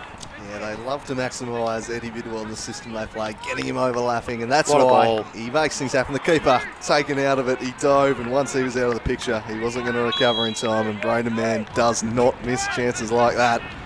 He smashes it home, and Devonport take the lead on the balance of play throughout the whole 55 minutes. Fair enough, but certainly after the first 10 minutes here, it was rather against the way the game had been trending. Yeah, and I completely have to agree with that assessment. And geez, I just can't believe how good that young man up that right-hand side for Devonport's become. I mean, a few years ago when I first started watching the NPL TAS and they had Gorry moving up and down that right-hand flank, there were a few people who were worried when he left the Devonport strikers to play at South Hobart, but I tell you what, they wouldn't be worried anymore, because he's just about become the best right back in the league, Eddie Bidwell. Yeah, did create the opportunity, and he sees it. Did Bidwell. But he's been so good defensively today too, that when you can have a moment of class like that going forward, you've got a real player on your hands. Yeah, no doubt they've got a good one on their hands, and Chris Gallo certainly tries to get him involved as much as they can. That's straight Maybe onto man the on the noggin. score sheet for that one, but I tell you what, the assist Bidwell. Absolutely. Now Holden with some space, and he's on his non-preferred, which perhaps caused him just to drive it wide. If that was on the left, look out, but didn't quite make that contact he was after.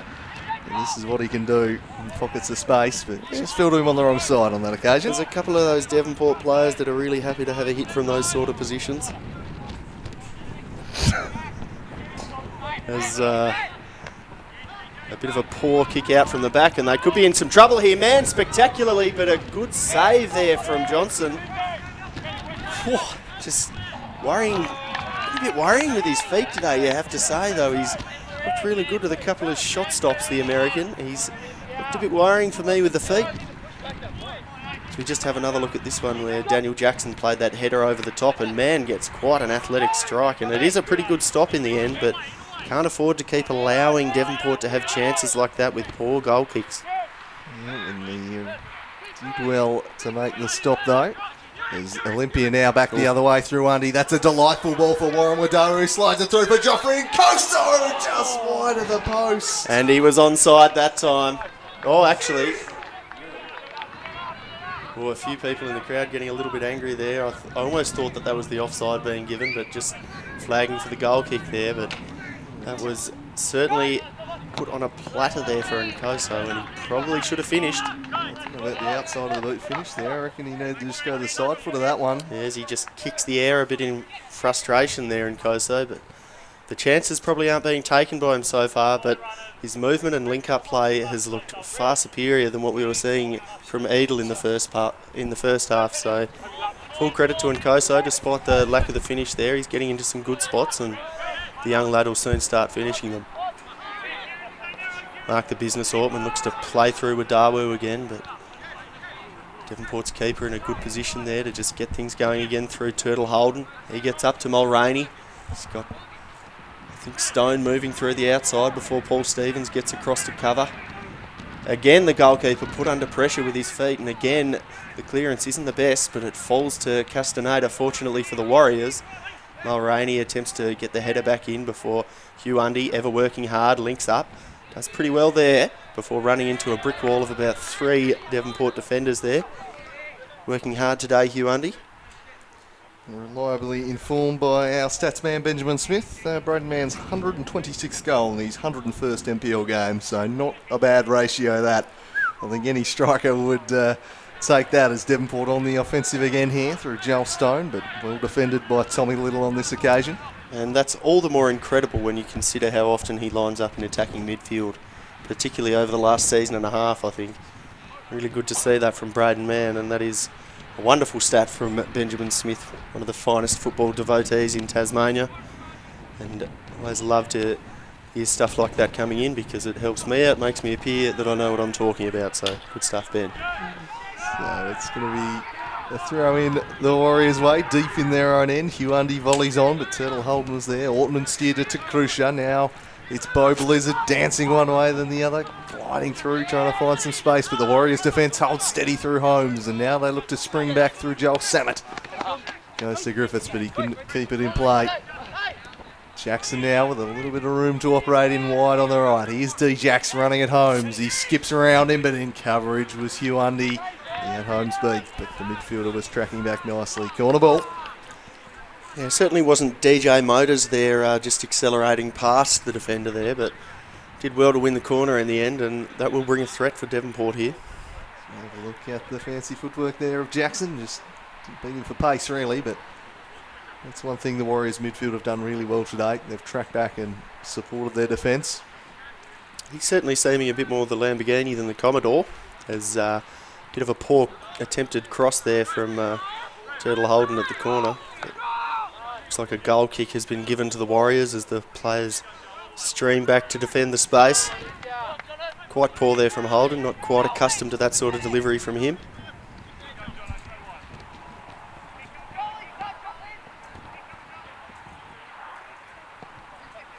And that's a much better goal kick this time. Straight down the throat of Nkoso, who was just attempting to get it under control before Bidwell flicked it away. The business gets involved there with Braden Mann before a beautiful ball through to Jackson. The keeper comes well with his legs. Stevens gets back on the line, but Jackson can't just finish it right there. That was some interesting stuff from the keeper there for Olympia once again. Great ball, he slides in, wins the tackle very well. I suppose he's out of the box there, he can't use his hands, and he got all ball with the sliding challenge, so did well enough. It's nearly the vaunted tackle goal there from Joel Stone, flying in there. Love to see a bit of that, but in the end, easily enough for Brett Johnson to deal with, who's under pressure from Mann here as he curls it out of play. They've not done him any favours, the keeper. They kept passing it to him while he's being pressured. And the strikers are really pressing up high, trying to really take advantage of that. Yeah, they're certainly not helping out their goalkeeper at all too much, that Olympia defence. Never want to be putting your keeper under too much pressure, but they've done it on a number of times today, which eventually, if you keep doing it, you may get punished for it, and it won't always be the keeper's fault if that happens. 62 minutes gone here at Warrior Park. It is Devonport strikers holding sway as we look at the Turtle Holden being soft down there and leading to this free kick opportunity. Bo Blizzard standing over the dead ball. He's got plenty of men to pick out.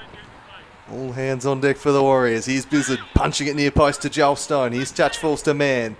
Mann working the cross and closed down by Holmes. It'll be another corner, and Devonport in the last, since their goal really, have just reasserted themselves on the contest. The Warriors came flying out of the blocks, but it's now getting back to a similar pattern we saw in the first half with Devonport starting to dictate things and put this Warriors back line under a little bit of pressure. Turtle Holden, he's got Joel Stone offering short, but Again, the near post variation. Johnson has to make a sharp save. I think it deflected off his own teammate there, and that's a sharp reflex stop from the Warriors keeper. That is a very sharp reflex stop, because I think that's just going top corner with the agricultural clearance, you have to say. I think, is that Castaneda. Oh. Wow. That's a great save. He's got such attacking prowess that he's just capable of putting the ball top corner from anywhere.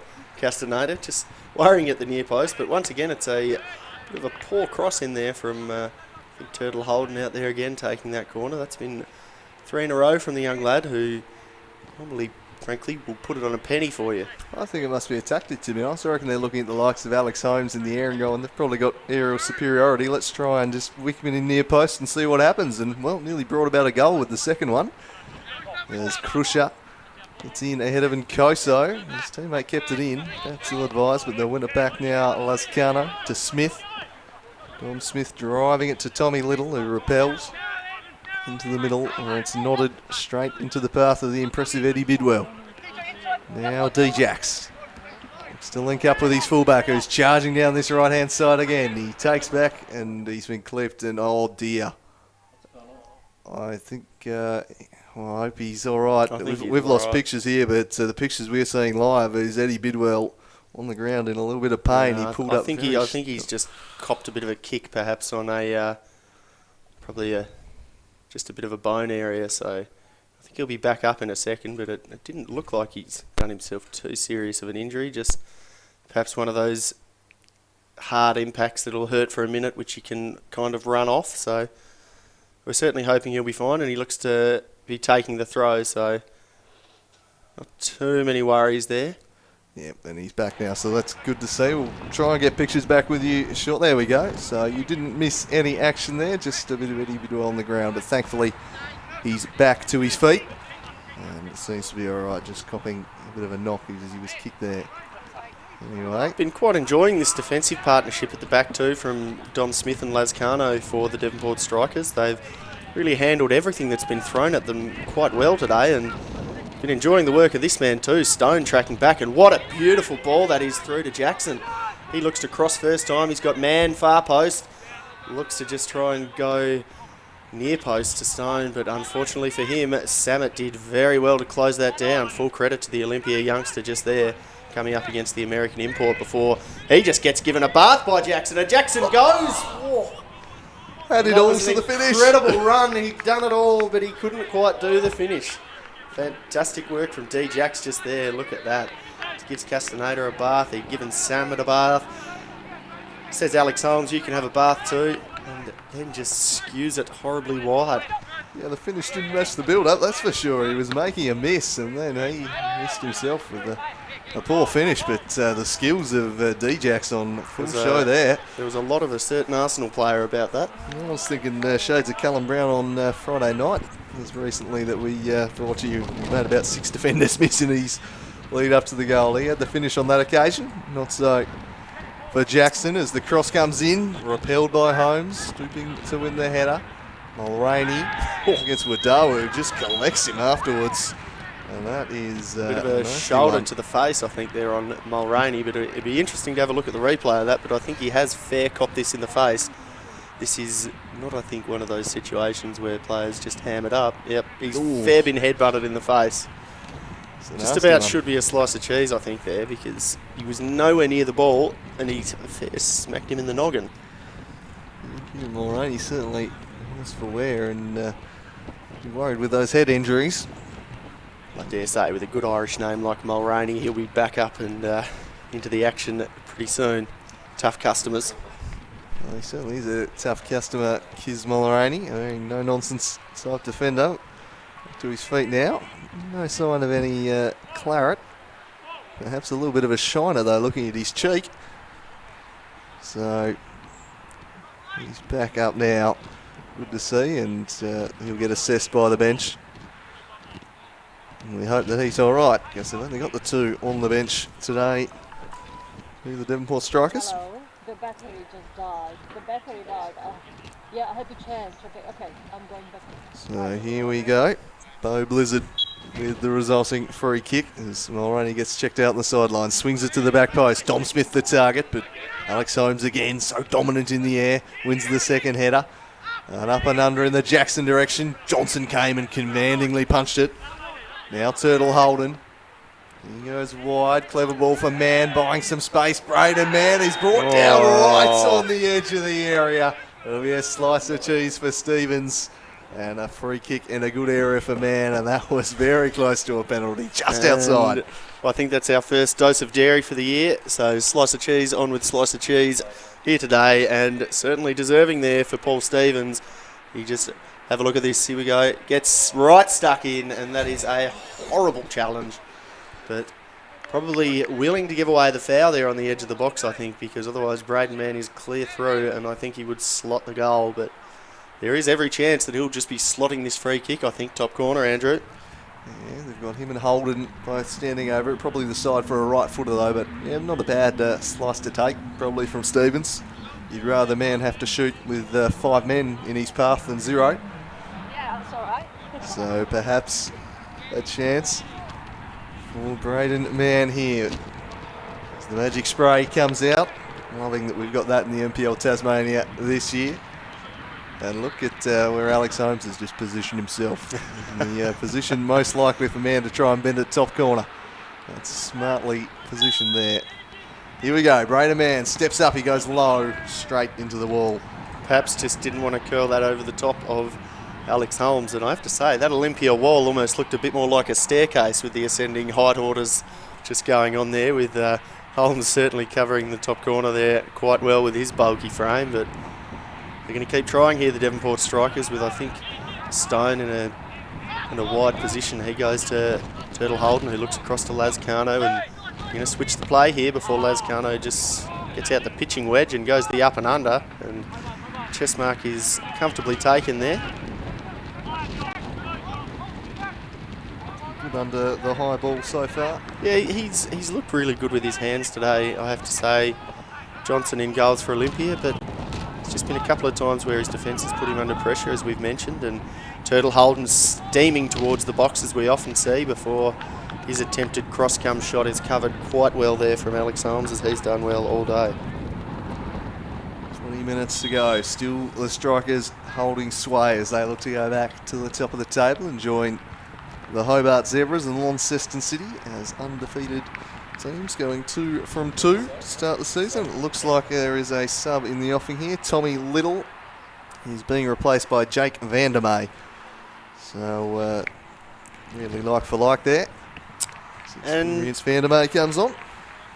I don't think that's the worst decision either from Dale Hitchens, the Olympia coach, because there's been a couple of times where Tommy Little, though he's looked really good on the ball, there's been a couple of times defensively where he's been a bit suspect. Poor clearance, top of the box, Braden Mann. But well done, Castaneda, to just get the challenge in and then dink past 3, 4 Devonport players and dish a beautiful ball out the other side to Griffiths, who combines well with Samet. He looks up the line to Hugh Undy, playing that link-up role quite well, but geez, that was some dangerous stuff at the back there from Olympia. Yeah, it was. Very dicey. Not dicey as Castaneda, though. How smooth was he? And he's certainly seizing his starting opportunity, having made the move midweek from South Hobart and immediately into the lineup, and has looked pretty good. I think he'll be staying in the starting lineup if he produces performances like this. And he did well the throw in. Here's Turtle Holden on it again. Across to Bo Blizzard. Blizzard for Stone. Anime solid. Nicely defended. Fresh on the pitch, and his first involvement's a positive one. Now Hugh Undy. We got clipped, and it'll be brought back for a free kick there. A foul against Bo Blizzard.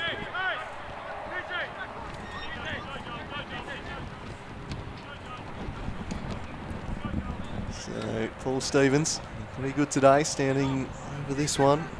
He has started this half like a house on fire, but haven't really had too many promising moments in attack over the last 15 minutes as Blizzard and Holden get both going for the same ball and cough it up. Bidwell again forces the turnover, works it to Jackson, and now he's off storming down the right. Bidwell, he'll want to link up again with Jackson. They do just that. They've been great down the right all day. Here's Bidwell, returns it to Jackson, but sliding in was the business Ortman. Behind again for a corner. No, I don't care. I'm going early. Man of the match, Eddie Bidwell. Really good play up that right-hand side once again. Firstly, getting the interception there, and then I think he was combining with Crucier to get moving up that right-hand side, but really transitioned quite well, this Devonport side. It's interesting seeing them play 4 at the back a bit more too now these days, because back in the days of Raph Reynolds, they were certainly always happy to play 3 at the back, the strikers, so just offering them a bit more offensively, I think. See Bidwell on the ball again. He goes to Holden. He can always take on a few with a dribble, but looks to play the first time ball. Just cleared away there by Stevens, who still had quite a good game despite that pretty horrible foul, and great body work there from Crucier, the Lithuanian, to just push Nkoso off the ball, but it's recovered by Undy before a poor and lazy touch there from Griffiths just allows the ball to go out on the right-hand side again. There might have been a tired touch from Griffith. He's been chasing Eddie Bidwell all day. I'd be calling for the sub after 5 minutes if I was out there, so I'd certainly excuse the players for that one. But Woot picks it up in the middle. Can the Warriors make something happen here? They're chasing a goal. They won't get it with delivery like that from Undy, and Pitchford spreads it out to Joel Stone as the strikers look to build down the left here. Stone up against Vandermeer. He's used that chip move a few times today, and he's pulled it off, and he draws the foul. I really like the look of this bloke, honestly. I've never seen him play before, and as you rightly say, he's back this year, and geez, it's been quite a sight to see his dribbling prowess, and got quite a fair bit of strength for a bloke with that sort of foot skill too. Yeah, last time he was in the league, he made the team of the season, was right up there in the Mitsubishi medal. He's just got a bag of tricks, and he just pulls them out. Been off travelling or playing elsewhere? I think he moved up to Queensland last season, but he came back later in the year, and he's back at the Strikers this year. There was some talk he was going to be another one of those Glenorchy Knights signings, but... and brilliant play here from Samet, who's just gotten into the box, and the save has just fallen for Nkoso. Will he finish? He does! 1-1, the Olympia Warriors. Brilliant finish there from Nkoso when the ball's just palmed from the goalkeeper right into his path. Yeah, they've not cleared the ball, and Nkoso, he had a chance earlier, didn't take it this time. He made sure in no uncertain And I think we've just got to give the credit to Joel Samet there too, because that was the first poor moment of the game from Bidwell, and it was a bath given to him on the outside from Samet. We just missed the drag back in that one that got him into that brilliant position, but the ball palmed away, calm from Nkoso. He faked left, takes a great touch right, and just buries it bottom corner. That is brilliant composed play from the youngster. And as we were just saying earlier on in this half, perhaps the right decision there from Dale Litchens to get on the striker who offers a bit more pace and movement than Edel was.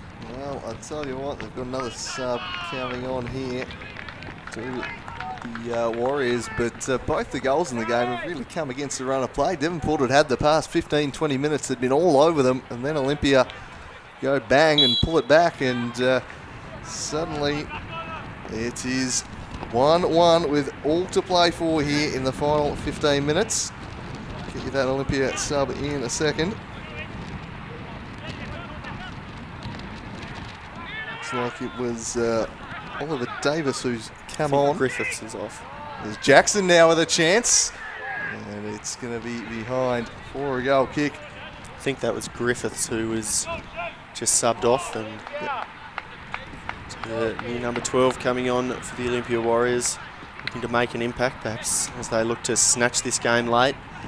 Been a much improved second half, hasn't it, Andrew Cooling? Yeah, it's really come to life. It was a real arm wrestle, not a whole lot of chances in the first 45, but it's been end-to-end.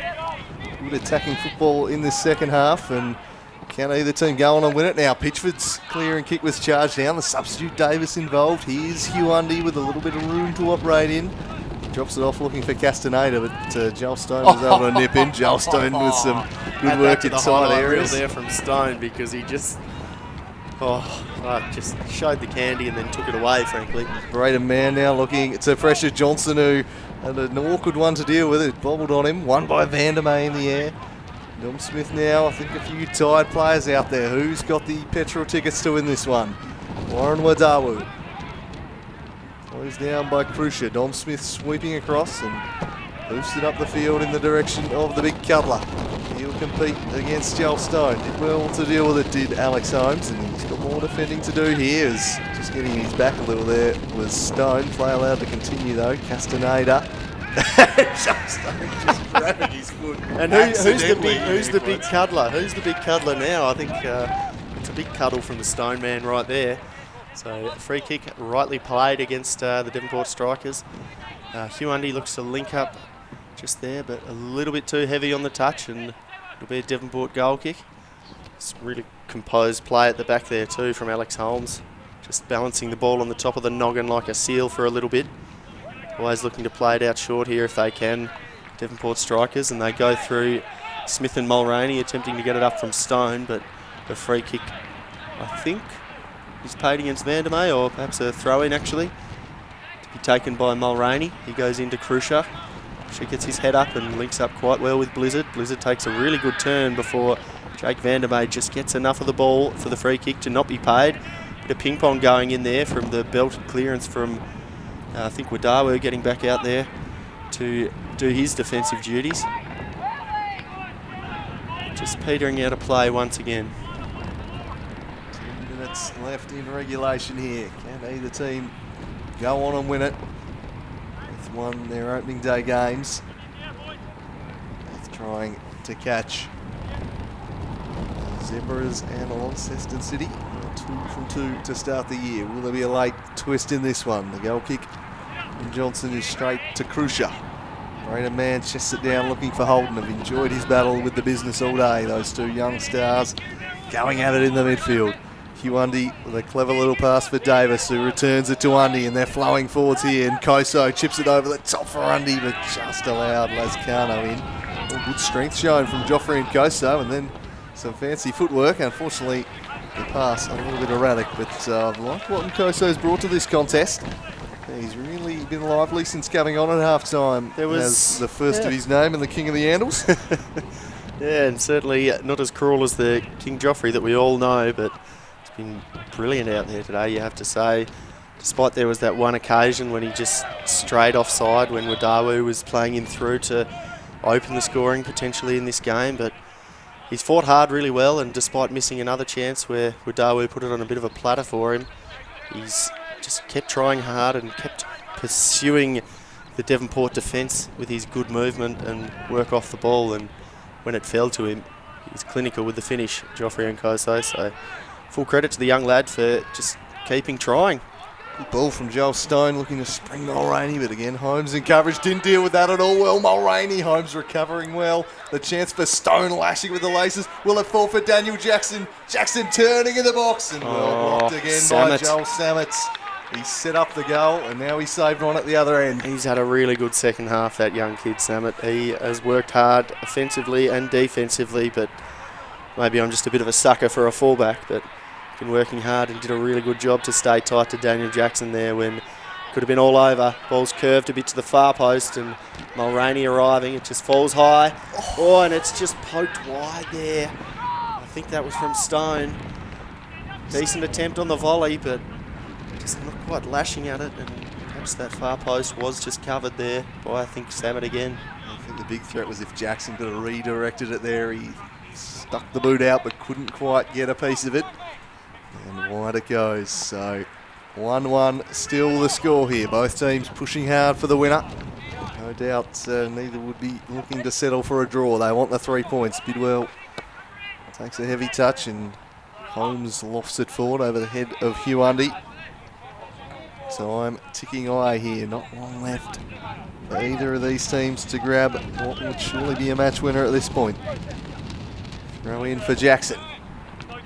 Shielding the ball, laying it back for Krusher. The imports combining, and he sends it wide. It wasn't his best work. Joel Stone majestically bringing that one down, and he's off to the races again here.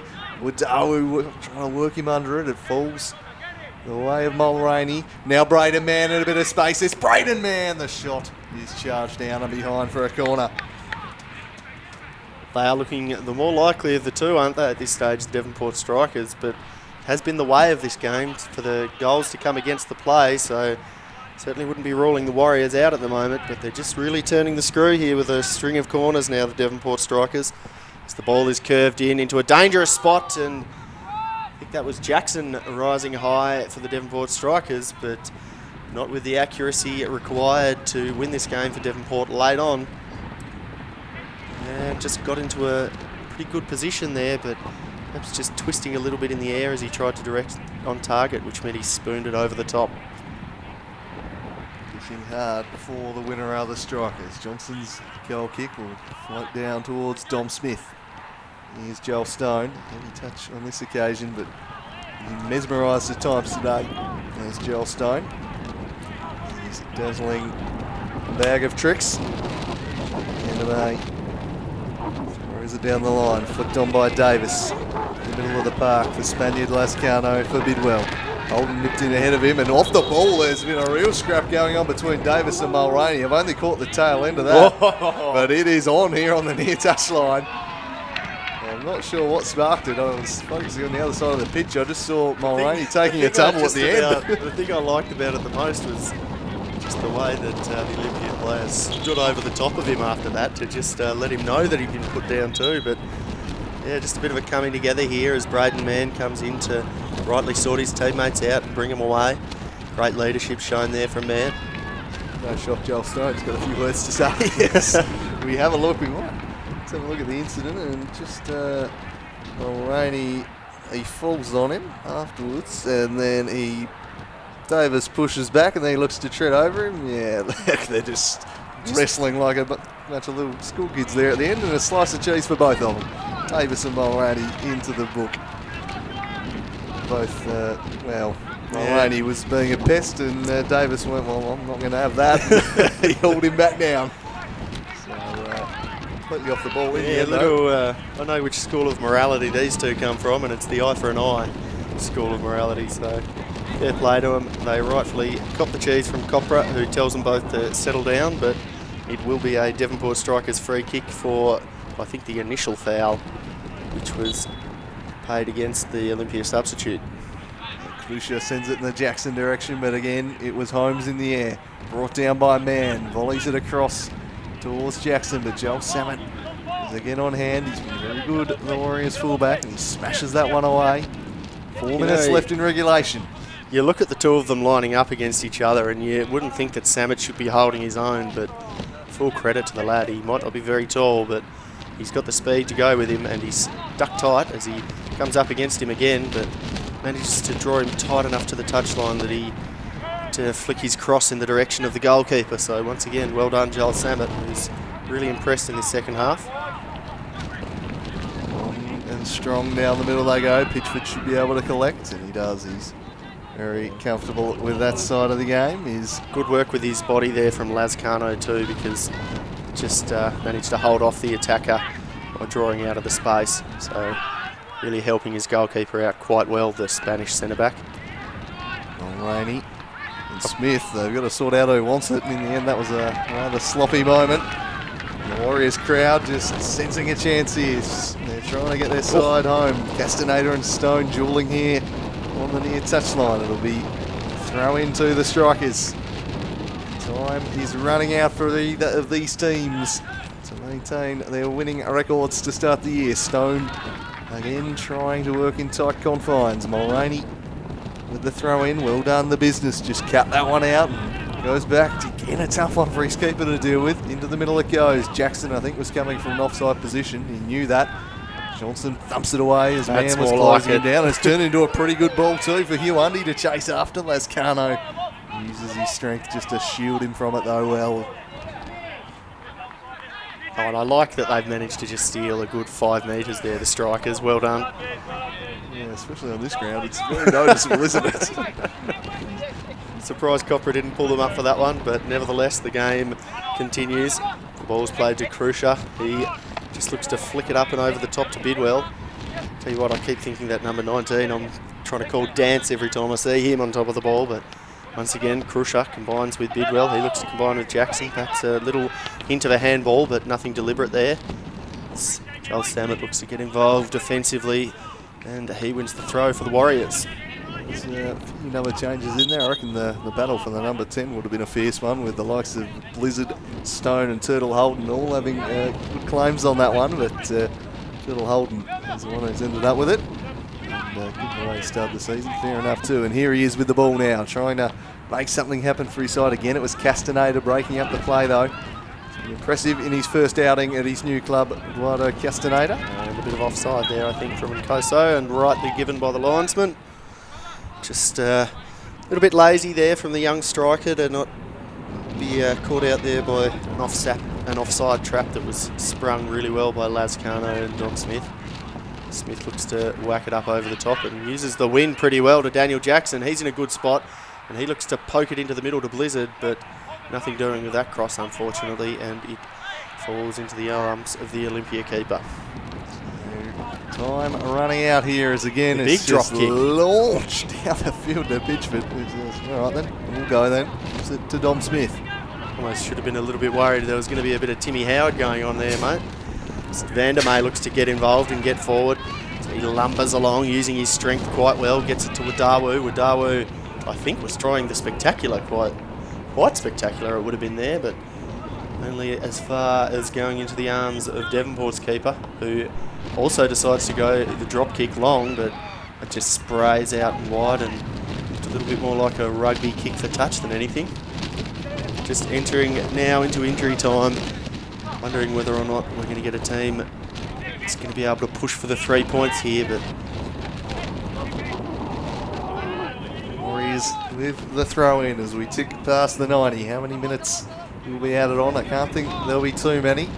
He's drifting through the middle in his typical style as Huandi. He dishes across to Vandermeer. Vandermeer punches it forward, but again it'll be easily gathered. well done, Pitchford. Braden Mann, to be closing it down late, because that is how you get the ball back as a team when you need to get the win. Doesn't stop working, does Braden Mann. Lascano did well at his back to the play and allowed Salmon in, sliding across where was Joel Stone. Joel Stone looks to take on Davis. Joel just giving him a little bit of a bump there. Going past me. Yeah, that's interesting. I thought that Joel Stone looked for it, but fair enough. They continue on. Eddie Bidwell looks to get it up to that man, Joel Stone. He looks to run at Samet. Samet takes good body position, but just tumbles. Good save. The ball nearly falls to Jackson, but cleared away there from the Olympia Warriors. Gets to Joffrey and Kozo before working hard in defence. We got Lazcano and Bidwell both playing well up the pitch in the Devonport Strikers' efforts to get this win going. Oh, a little bit cheeky there perhaps from the match referee. Just not quite getting the ball back to Bidwell as he would have liked. He heaves it forward. It's Stone in a dangerous position going body to body with the business Ortman, and he just beats both of them. Gets his head up. Who's far post? Blizzard! Crossbar stays out somehow. Devonport still on the offensive here. Karusha now blocked away by Castaneda. Joel Stone twice has unlocked this defence, but it's stayed out and the Warriors look like they're going to hold on. Now it's back the other way to Nkoso. Could they hit them with a sucker punch? It's headed forward by Vandermeer. Turtle Holden deflects off the referee. The adrenaline that was released from that Blizzard shot, and immediately after it, the players all looked a little bit nervous in possession. So incredible stuff there from the Devonport Strikers, nearly snatching it at the end. Turtle Holden charging towards the fence, looks out wide to Blizzard, but well cut out.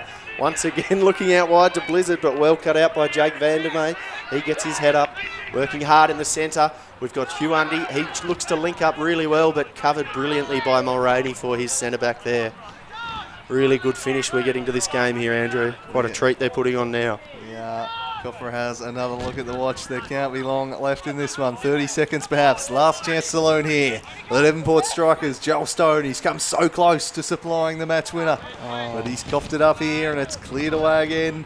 And they're running out of time. One last roll of the dice perhaps. Eddie Bidwell with the throw. He goes in the direction of Stone. Why not? He's been making things happen all throughout this match, especially in the dying embers of the game. Bidwell heaves it. Braden Mann's in space. Braden Mann back towards Jackson. Takes it down. Bo Blizzard centres it. Cleared. Michael Holden. There's numbers back on mass for the Warriors. They hold on. And Mulroney belts it away, and I reckon that might be that. Oh, really disappointing ball there from Mulroney, but You know, they're just really clawing for this victory here, the Devonport Strikers. They look like they wanted a little bit more, despite the threat that's been carried on a number of occasions from Olympia on the counter. Ball's thrown in only as far as Blizzard. He goes centrally. Ball falls to Mulroney. A little better ball this time. Holden looks to jink inside. Jackson looks to turn. Pumped away by Wadawu, only as far as Lascano. He manages to get it to Mulroney. He gets his head up, looks wide to Blizzard. Jinks left, Jinks right. Ball goes out of play. Lastly off Wadawu. Throw in comes from the Strikers. Blizzard on the ball again. Comes up hard against Stevens, and that is a pretty imposing tackle from the centre back. He is not held back today. Bidwell was injured for a minute or so. I'm not entirely sure where we've pulled 4 minutes from here. Anyway, Jenny Manis Crucia sends it in. Holmes away. Then away again, only as far as Stone. Bounced off his head. Turtle Holden buying some room here. There's no room to operate in though. He's still going, Turtle Holden. He's charging after everything and deflects behind. And that will be full time here at Warrior Park. The first of these two teams' huge games that you think will shape the title race ends in a 1-1 draw. Braden Mann's equaliser cancelled out by Joffrey Nkoso. It took a little while to warm up, but it was a thoroughly enjoyable game by the end, Jake Morgan. It certainly was, and I certainly agree with that assessment. There wasn't too much on display in that first half, but boy did the game come alive for the second. And yeah, just a couple of goals here today from, as you rightly said, Joffrey Nkoso, who tried hard after coming on at half time, and the limited couple of chances that he got, he put one of them away to equalise for Olympia. But a couple of really impressive performances out there today. I think particularly from Michael Holden, playing a bit more centrally than I'm used to seeing him play, and he certainly looked dangerous at times. But I was very impressed by Stone too for the Devonport Strikers. Fullbacks in Bidwell and Samet had a really good battle up their side of the ground, and in addition to that, yeah, I just have to say how impressed I was with Stone in particular. But probably one of the better games I've seen from Hugh Undy too. He linked up really well and worked hard throughout the day, and Olympia looking to be pretty happy with Alex Holmes back in the centre of the pitch. Certainly, I think if we see a bit more along the lines of that second half throughout the NPL TAS this year, we're going to have a pretty entertaining season ahead of us from two evenly matched teams. So that is that. We'll have a look at the two goals here. The first one